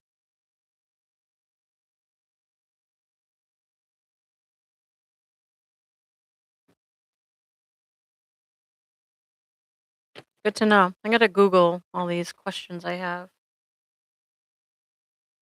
It's boring just sitting here without music going, and um, I like background music, and this is my like slow jam playlist. So I just leave it in the background, especially when I'm doing notes as a therapist. So it calms me. And if I'm going to sit here for hours on end, it helps, I guess.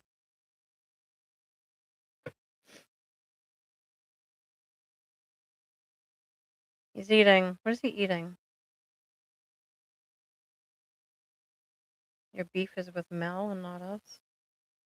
Why are they arguing with somebody who just had a breakdown yesterday? She's trying to make common sense out of people who are trolling. Like, your beef is with Mel, not us. And she's not even talking about Mel. She's talking about that. So, whatever. What do you mean, ghosted you? Oh my God. I have to say that I have had my share of things that I regret. I've been sick when my clients needed me and they got pissed off and left. I can't help not being sick. You know, if I'm sick, I'm sick. But if they're in all their feelings and they really need a therapist, it feels like maybe they've had other therapists ghost them, and my being sick just felt like another one of that, and they got all pissed off and left, which I get. I completely understand. and I wanted to, like, chase them and find them. If they're my personal client, I do my absolute best to be communicative and tell them from the beginning, in the middle, and I try to, like, catch them before they leave. However, I belong to 4 online platforms. Once they decide to leave, I can't go find them because 'cause they're no longer mine. So I belong to Rula, Headway, Talkspace, and BetterHelp. So if they're my client on there and they're like, "That's it. She's sick. I'm leaving." I can't go find them.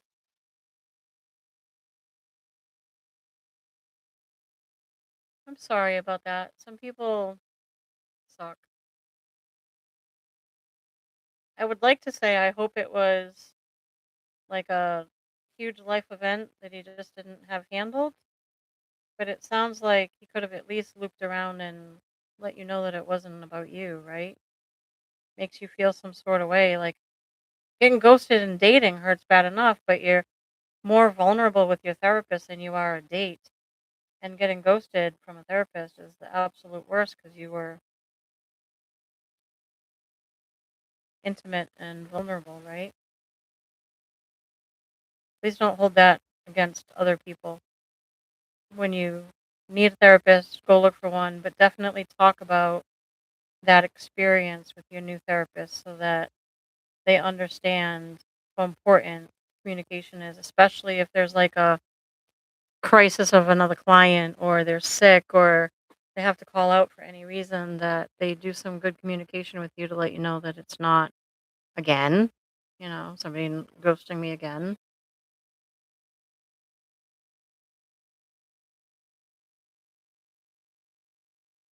Did you write a review on them?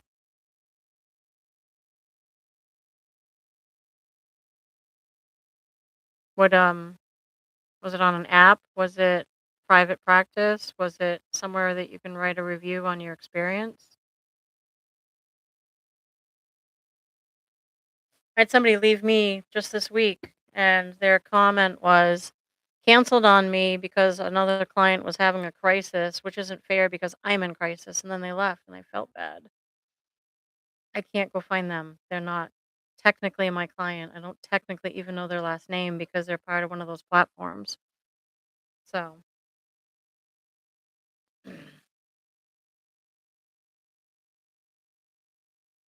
yeah, don't hold it against the next one, but definitely be honest about your reservations and past experience. I would like someone to tell me this is what I went through. It's important that I don't feel that way again. And I have really bad asthma, so it's really important that I communicate with my clients that there may be times where I can't have therapy because I can't breathe, right? So if they know that ahead of time, like my clients know that a snowstorm or something or a thunderstorm affects me. So now my clients are like, "It snowed today. Are we still on?" Because they get it, right? So they know that it's not me just being a flake or blowing them off. So with some good trust and communication, even changing things around and, you know, moving things or rescheduling or canceling, that's okay as long as you guys communicate about it. He is mowing that meat you got from mom. Apparently he likes it. Smoked turkey or smoked ham or whatever it is.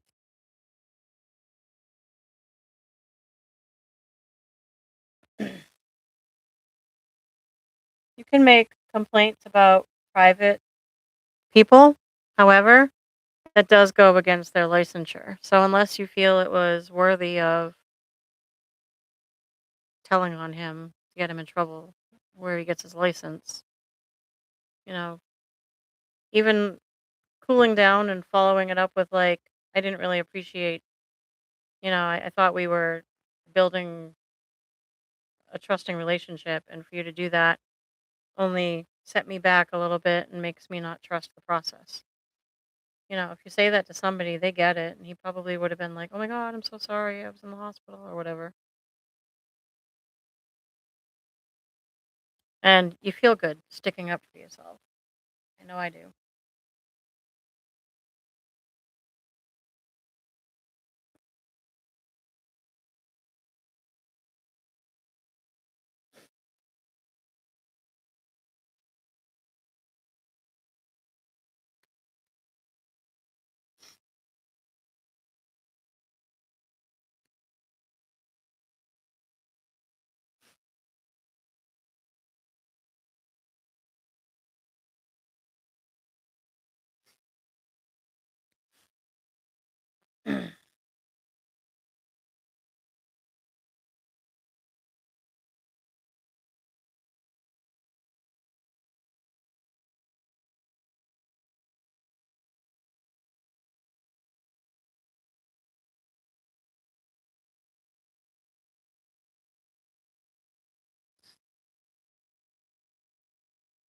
Hello.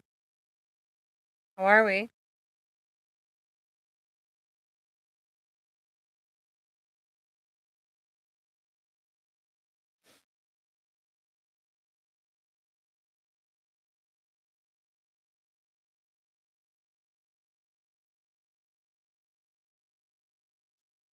Feel free to say hello.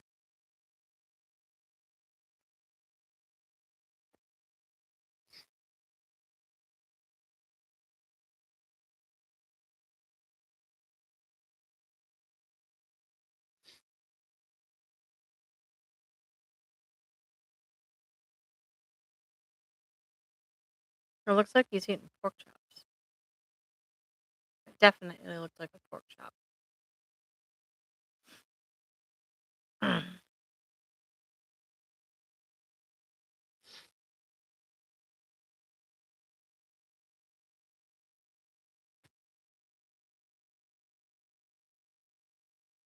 Hello.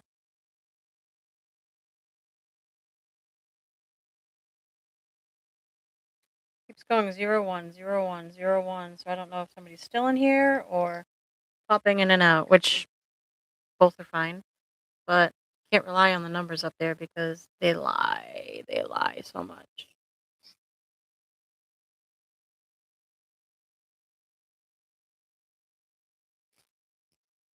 Do you ever feel like quitting? Hmm. No. I think that there are types of therapy that I think may not be healthy long term, right? Um, there are types of therapy I didn't think I'd like, but I loved. There are types of therapy that I know will burn me out quick if I stay in it. Um, and I struggle with myself all the time about what's called imposter syndrome. I don't feel like I have a lot to offer, which is a weird thing to say out loud. But after every single group I have, after every single therapy I have, I get good feedback, right? I bring something to the table that I forget has value. So if I was going to quit over anything, I had anxiety over doing this because I'm like, what if I'm boring? What if nobody wants to subscribe? What if people judge me for being on camera? What if, all those things that go through everybody else's head? Therapists feel those too. So think if I was gonna quit, it would probably be because I give up on myself and um I don't appreciate what I bring to the table for value. Um, but I have gone the other way. I've actually taken on too much as a therapist. And I'd have to realize I can't save the world and I have to pull it back and pull in the reins a little bit.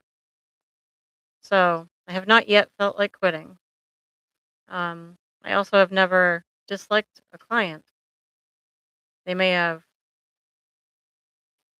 things that they're going through that I don't particularly feel comfortable with them feeling, or in my private life might rub me the wrong way if they were friends of mine, but they're not my friends. And it's helpful for me to help them through that, right? I'm a vessel to help them feel better, get through whatever it is they're struggling with. So it's a little different than aligning yourself with your personal friends and your professional clients, right? And I know that sounds cold. It's not cold, but I also that delineation is important for me and the client for them to feel like there's a boundary. Um, that the boundaries are super clear because that's how trust is born. If your boundaries are all over the place and you're not predictable, nobody trusts unpredictability at all. Look at horses or dogs or teenagers. They will take advantage of you. You have to put a dog in its place. Who's boss? You have to put a horse in its place because he'll test you and push you around if you let him. Teenagers are going to test you to see how far they can trust you, right? I guarantee you the people that are the most trustable are the ones with the good clear boundaries. They will use and take advantage of the people they can get stuff from with the bad boundaries. But at the end of the day, they don't trust you or respect you. They only trust and respect the people that they know they can't get away with anything with. True story. So, if I ever felt like quitting, I need to be honest with myself and my supervisor because then I'm doing a shitty job, right? I'm going into this like, oh, I don't want to do this. Negative thoughts become negative feelings become negative behaviors. So if I'm starting to have those, like, I don't want to do this, I want to quit, I hate my job, guess how I'm going to treat my clients? Like shit, because I feel like shit. So it's not fair for me to bring that to therapy. I need to check that. I need to check myself. Because the minute I start feeling like that, or the minute I start having some sort of negative feelings about a client, I run right to my supervisor and she helps me figure that out.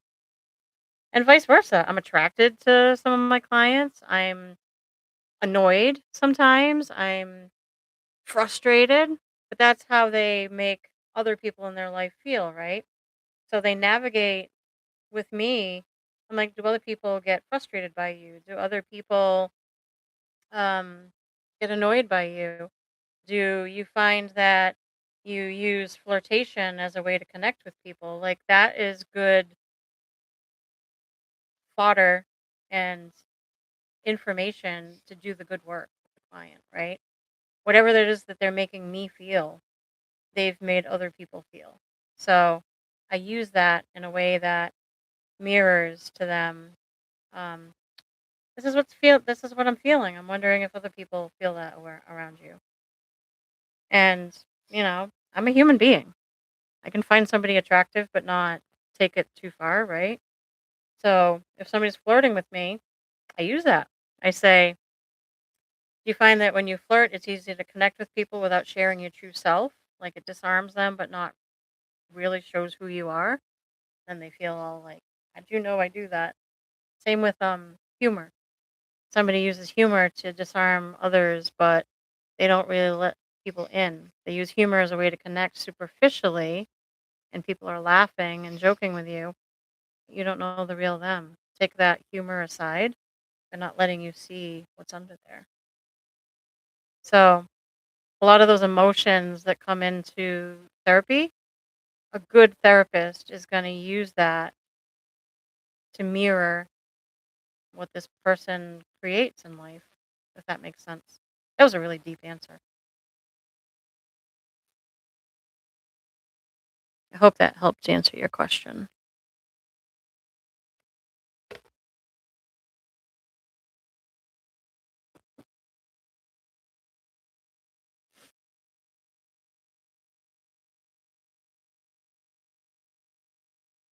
See, I told you the count lies. You just typed me a question and it went to 0.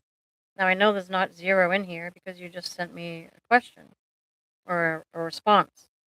So you cannot rely on the counter on who's in the room. So I keep talking. It does lie. I keep talking. It looks like I'm talking to nobody, but I know you're here. Who knows who else is in here? Because if they're not talking, I have no idea if they're here because that little 0 is a liar. Just as an FYI, if you ever go live.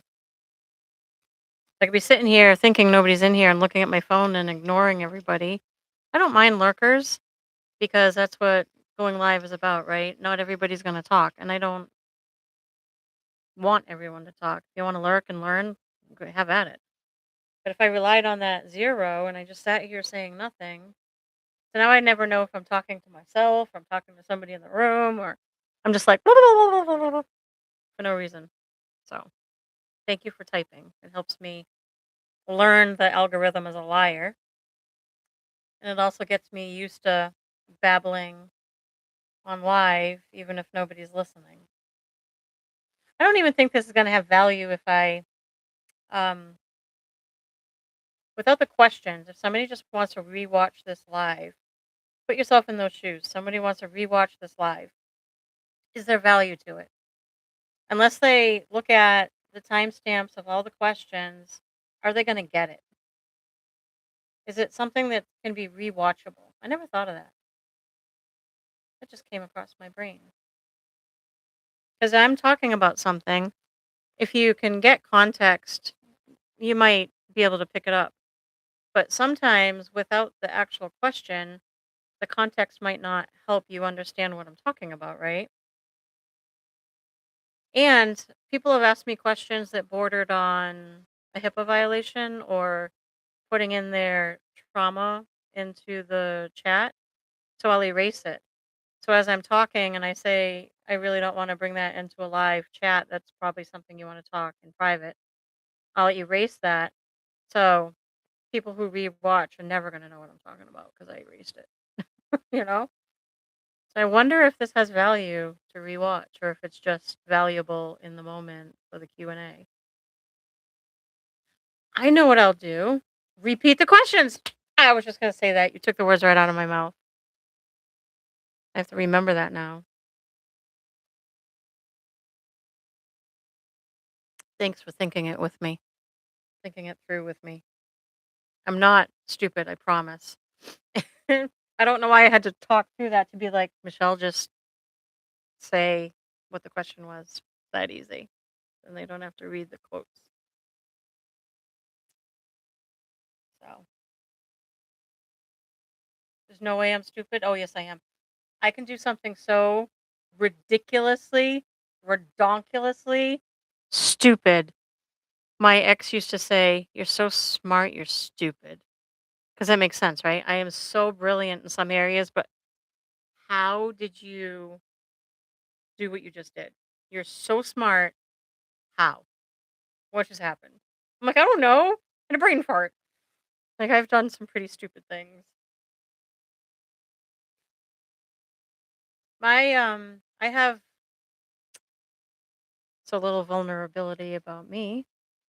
I hate, hate.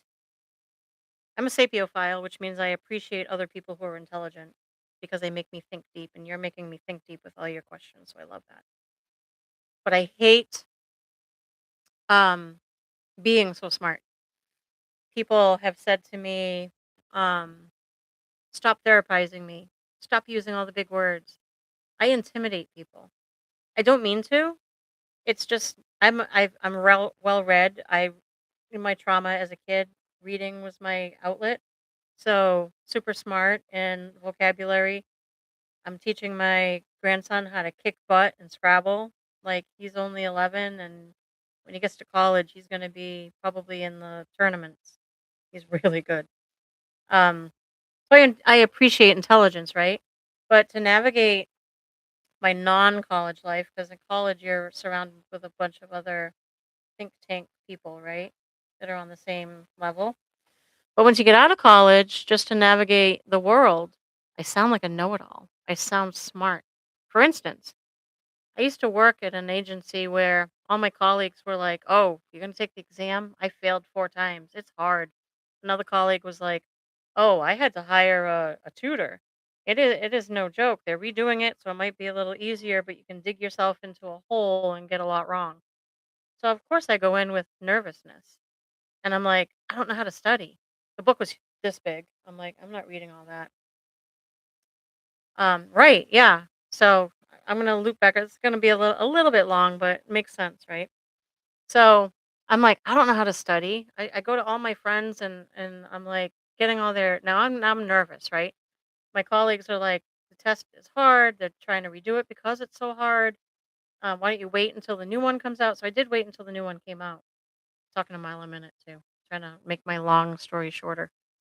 Um, so I'm like, "Ah, I don't know how to do it." And it came I booked the exam to try to force myself to study with a book that looked like this. And I'm like, it's like looking at dishes that are piled high and you're like, I don't want to do them because it looks so big.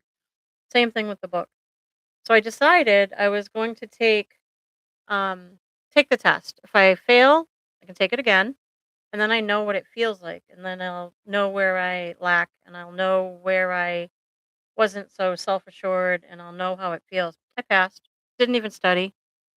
I sound like a know-it-all to my own colleagues, my own people I work with every day who have taken it 4 times and failed and had to hire a tutor, and I'm Miss Know-it-all. passing without studying. That happens a lot in my life. Not wow, that makes me feel some like I'm ashamed to tell people because they're just like, "Shut up, don't rub it in my face." Now they get it's like that. Or I'll date somebody and they'll be like, "You can do better than me. Why do you want a blue collar guy? You're so smart." Um, because I don't want a doctor, a lawyer, or a stuffy guy. I want a blue collar guy who's gonna go fishing with me and camping and watch NASCAR. NASCAR. So it is their own insecurities. But let's loop that into, I don't want to get into like a whole feminism thing, but now most of my male friends um, appreciate or are with women that they perceive to be needy, not in a negative way, but in a I can support her and I can take care of her and I can help her with that, or I can be the protector, or that's like a normal everyday feeling for men, right? I intimidate men. I make a lot of money. Well, I make good money. I don't make a lot, but I make pretty decent money. And I come from shit. I come from a very bad traumatic background. So I worked my way up. So it's not like I look down on others. I'm not judging anyone else, but I'm in a good place right now in my life. I have good self esteem. I'm pretty independent. I don't want to be independent. I would love to be able to fall apart and have somebody protect me, right? So that thing that guys are looking for, I would appreciate that. Some guys, that intimidates them because, oh, she might make more than me, or she has all those fancy letters after her name, or she uses all those big words, or she thinks really deep and I can't keep up with her, right? Those are all things I've heard from other people. And it is their own insecurity, but I wanted to go get my PhD. And in psychology it's called PsyD. It's your psychological doctorate. Um so PSY capital D. Always wanted one. But it's so lonely at the master's level that I'm just gonna make my social circle do this if I go for my doctorate, if that makes sense.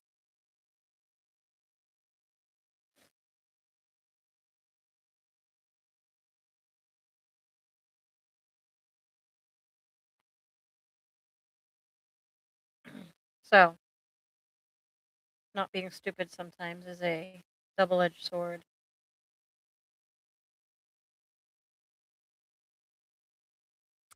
I love it is a gift and a curse, yeah. Um, just like my being an empath is a gift and a curse. I gotta tell you though, I owe you a thank you, Timmy. I owe you a thank you. I have missed deep, introspective conversation, and you've given that to me tonight. You made me think, you made me compare, contrast, respond, kind of look at all sides of something and then spell it out. Not that I want to be the content expert on live, but I miss people challenging me like that. I miss deep questions. There's a different dynamic being someone's therapist, which I do all day long. There's a different dynamic where they're asking me for help and there's like this power differential. You and I don't have that power differential. You're coming here as an equal to me. You can have an online live if you want to also. So there's no power that I see. There's no power differential. And you asking me a question challenges me. Like, tell me about this, Michelle. And I'm like, I think I will tell you about that. So I think that it allows me to have an outlet that I wouldn't necessarily otherwise have outside of college or outside of this live or outside of sitting with intellectuals, right? Of course, there's going to be trolls and there's going to be people that, are only in it for the superficial drama or quick, whatever, entertainment, right? But I hope that when I set it up, because it's a therapist Q&A, I'm hoping to get a different type of crowd, if that makes sense. Not that having everybody from Zach's thing is gonna help with that, but Gotta start somewhere, right? I just happened to be in there and arguing with somebody the other day, and I'm like, I'm gonna do a live myself, and then here we are.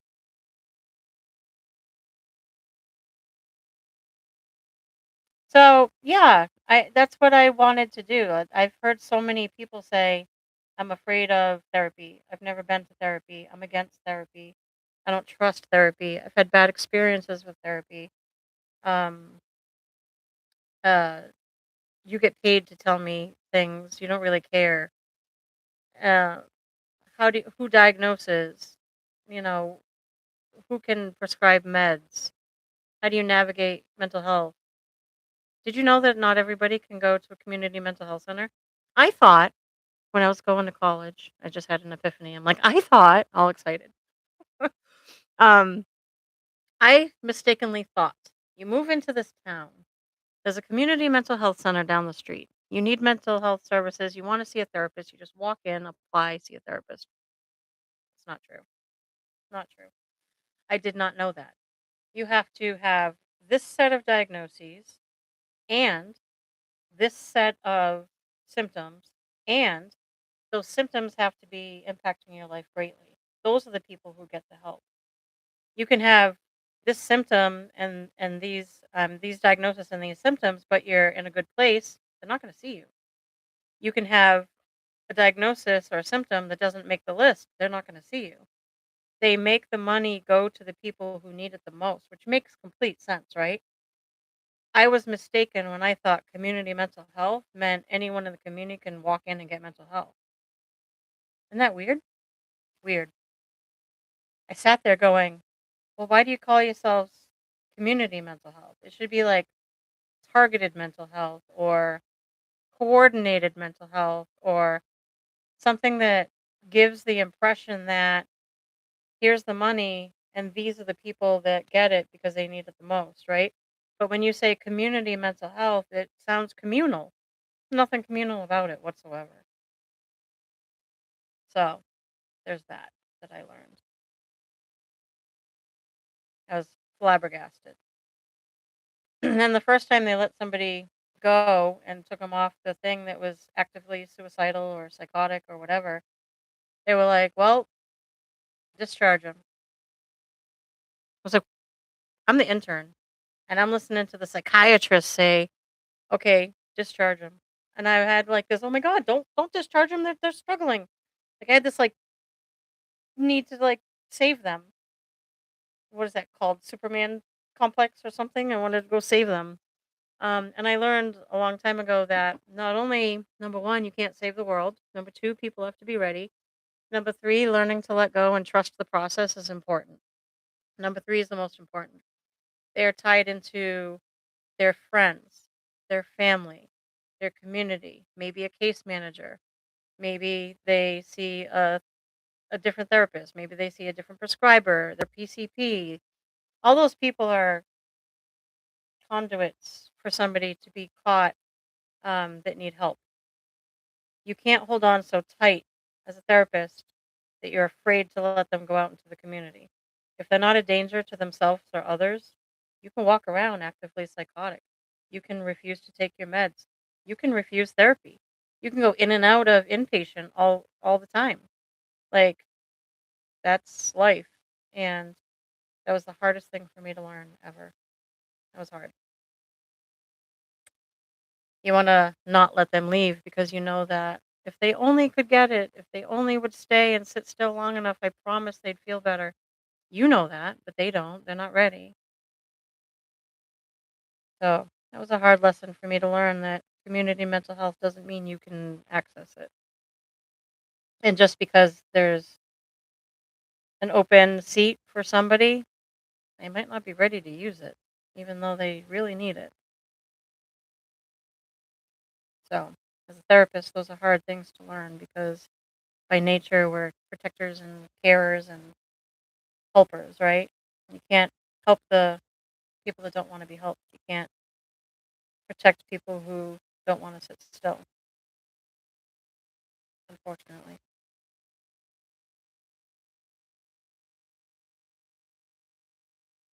What was he eating on live? Was he eating a pork chop? It's like he ripped a piece of meat off a bone, like a pork chuck bone. Because the meat mom gave him that was smoked earlier today was I don't think it had a bone on it. It might have. I don't think it did. Didn't look like it did. I could be wrong.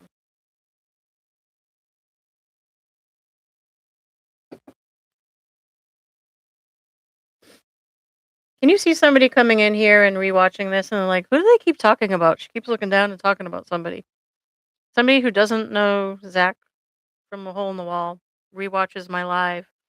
Maybe that'll get him coming back. Maybe that's the hook. Maybe they're like, I can't figure out who she's talking about. I'm gonna go back and figure it out. That might work. Maybe that's my drama,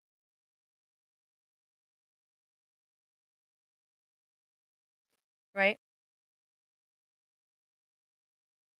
What are some of your favorite other podcasters? I'm live. It's not a podcast. It's a YouTube live. So, do you guys have favorites that you watch other than the Zach family? I guess it's a family at this point, right?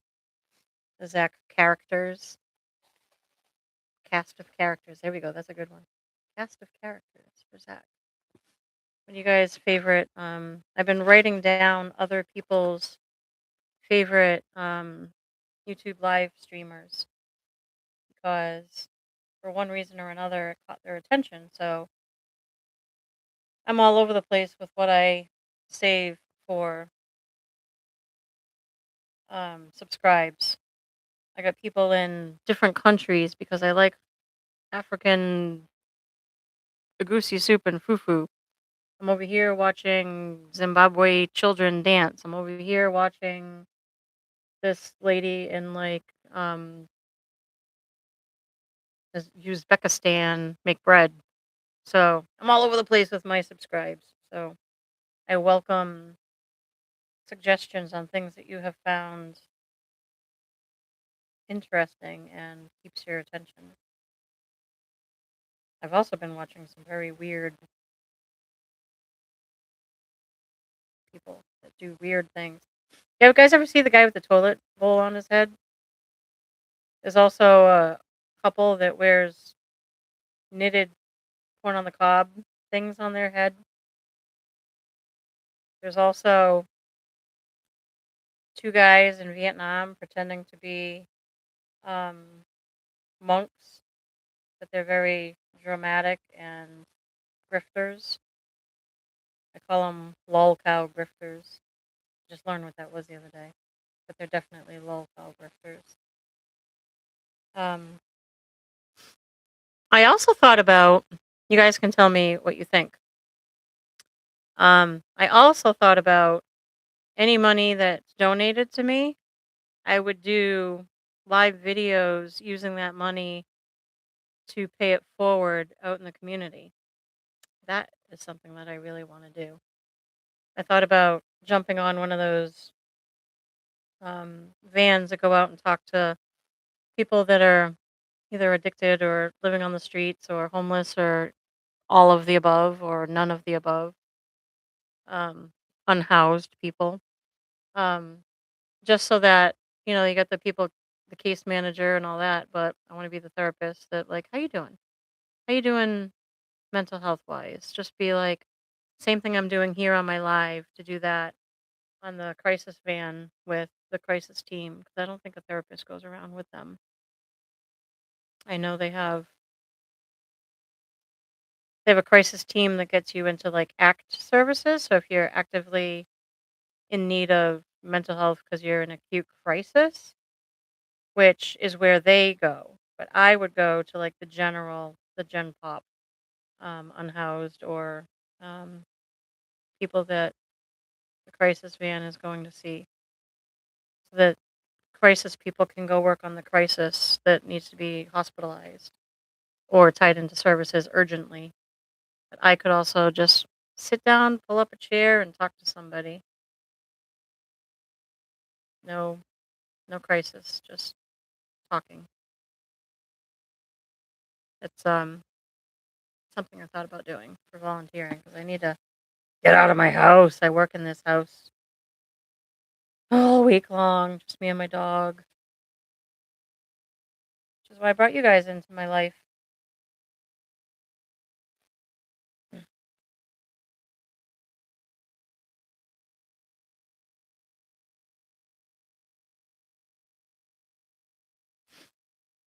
Zach's not really typing at all, as usual. Any other questions? Who's got some more questions about therapy? Good, bad, indifferent, negative feelings, positive feelings, curiosity.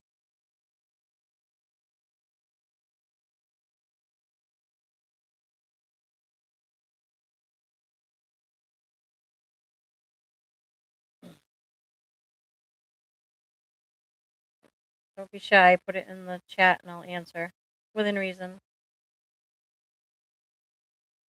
Can't talk about personal things, but we can talk general Q&A, right?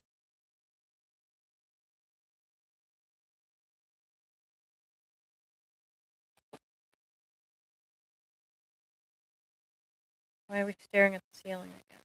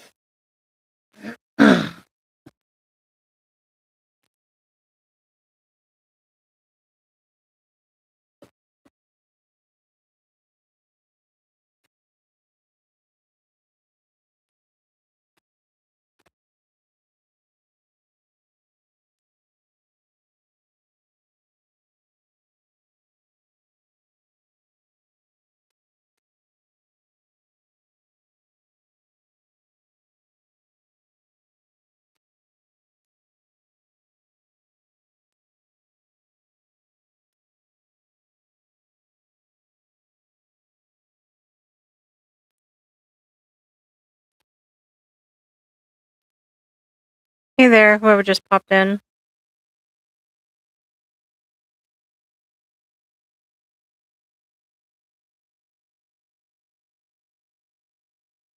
I can't believe it's 2 o'clock and I've been on here for 4.5 hours.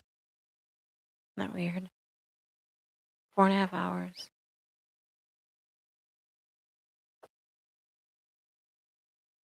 I wonder if this counts towards your watch hours.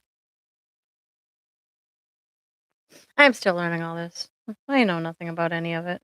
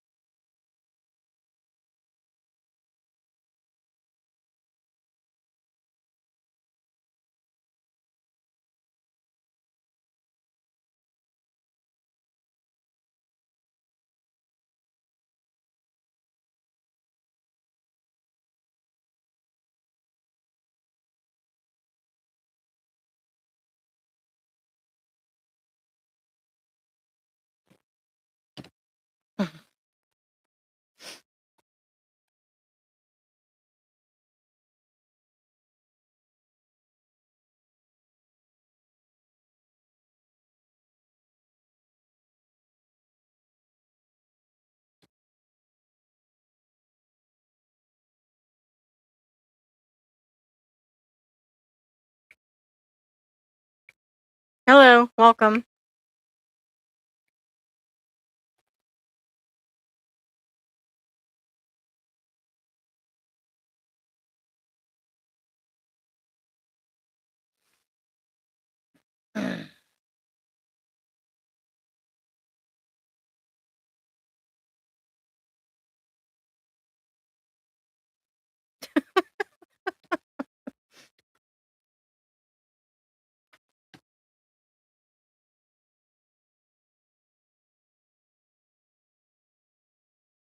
Any questions to ask?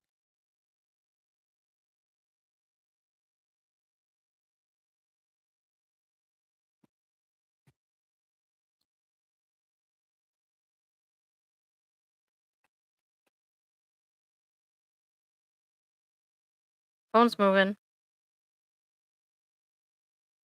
Phone's moving. Welcome. Ask me if you have any questions. The pinned comment kind of tells you a little bit about why we're here, and I'm pretty sure you saw my thumbnail. If you have any questions, just let me know. Kind of chilling, listening to music.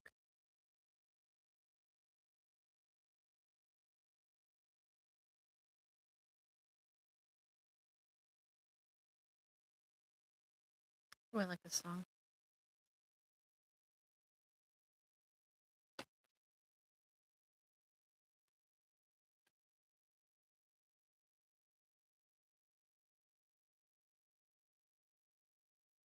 Get up.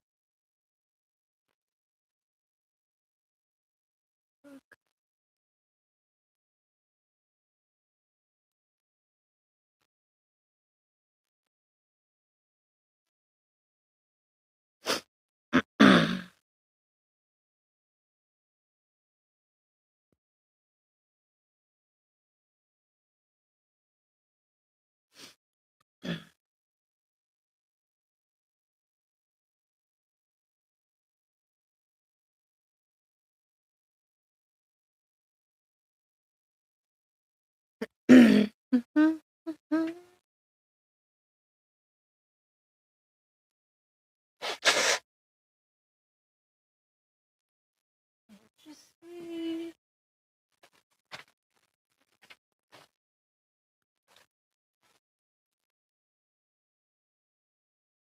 where did it go?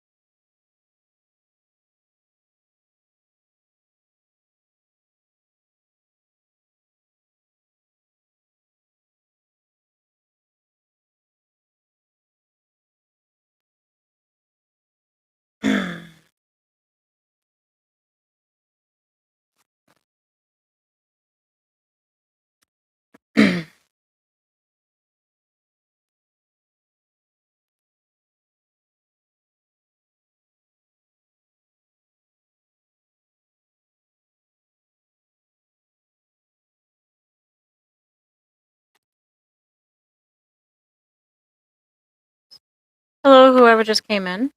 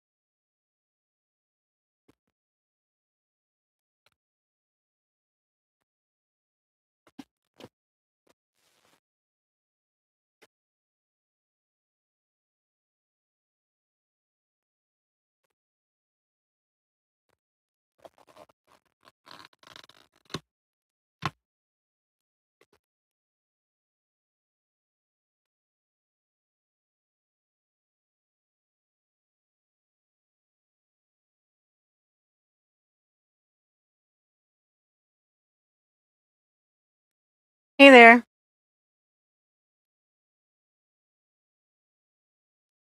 Welcome.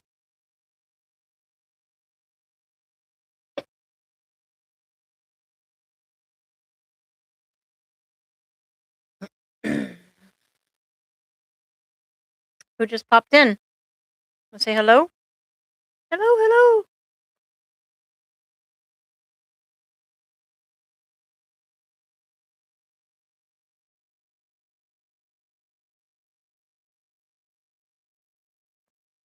No? I'll be right back.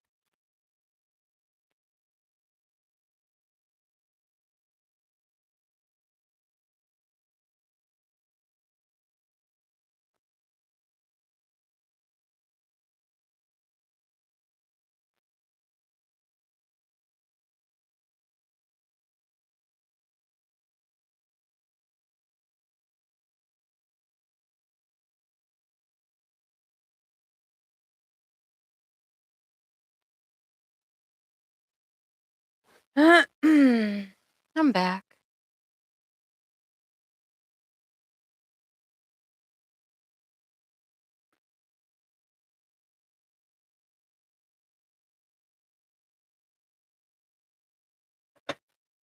I just bit my lip. That hurt. Hmm. Ouch. Don't bite your lip. That hurts.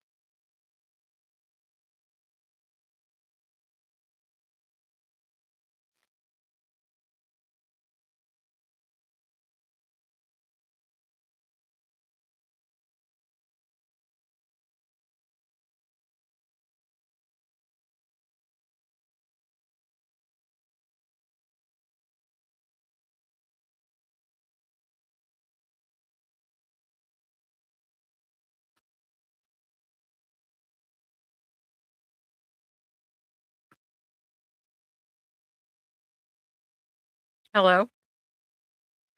Welcome. How are you?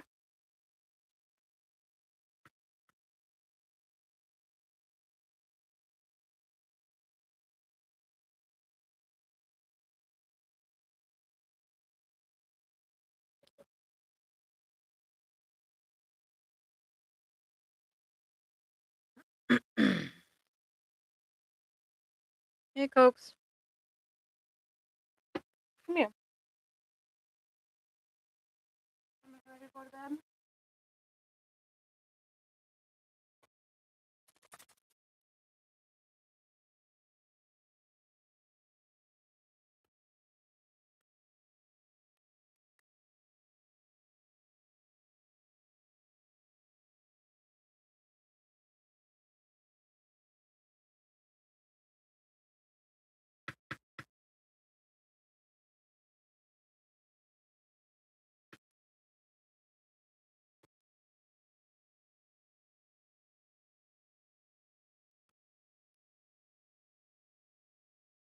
You okay? What's the matter? No, you're not getting any. Nope. Doggies can't have Berani. Nope. Nope.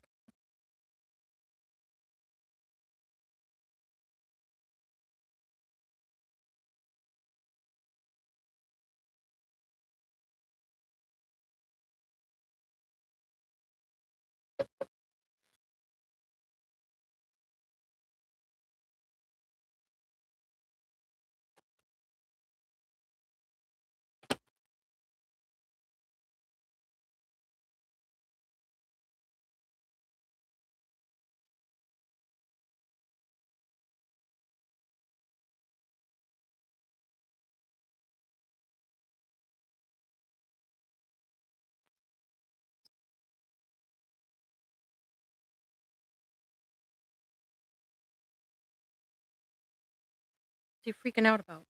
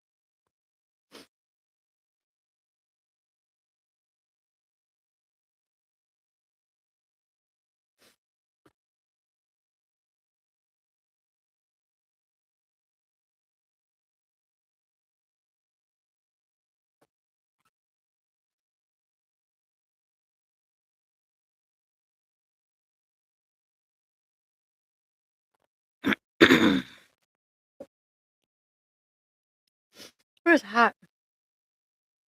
My mouth is on fire.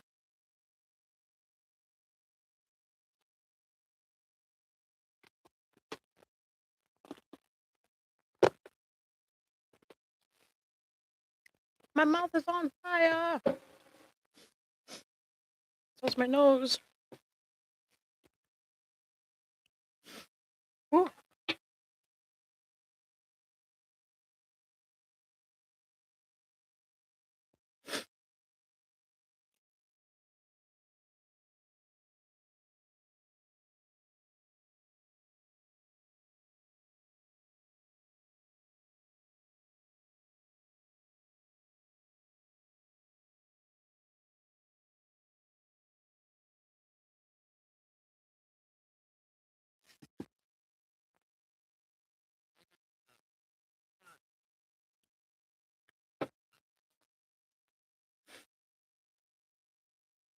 We know it's not.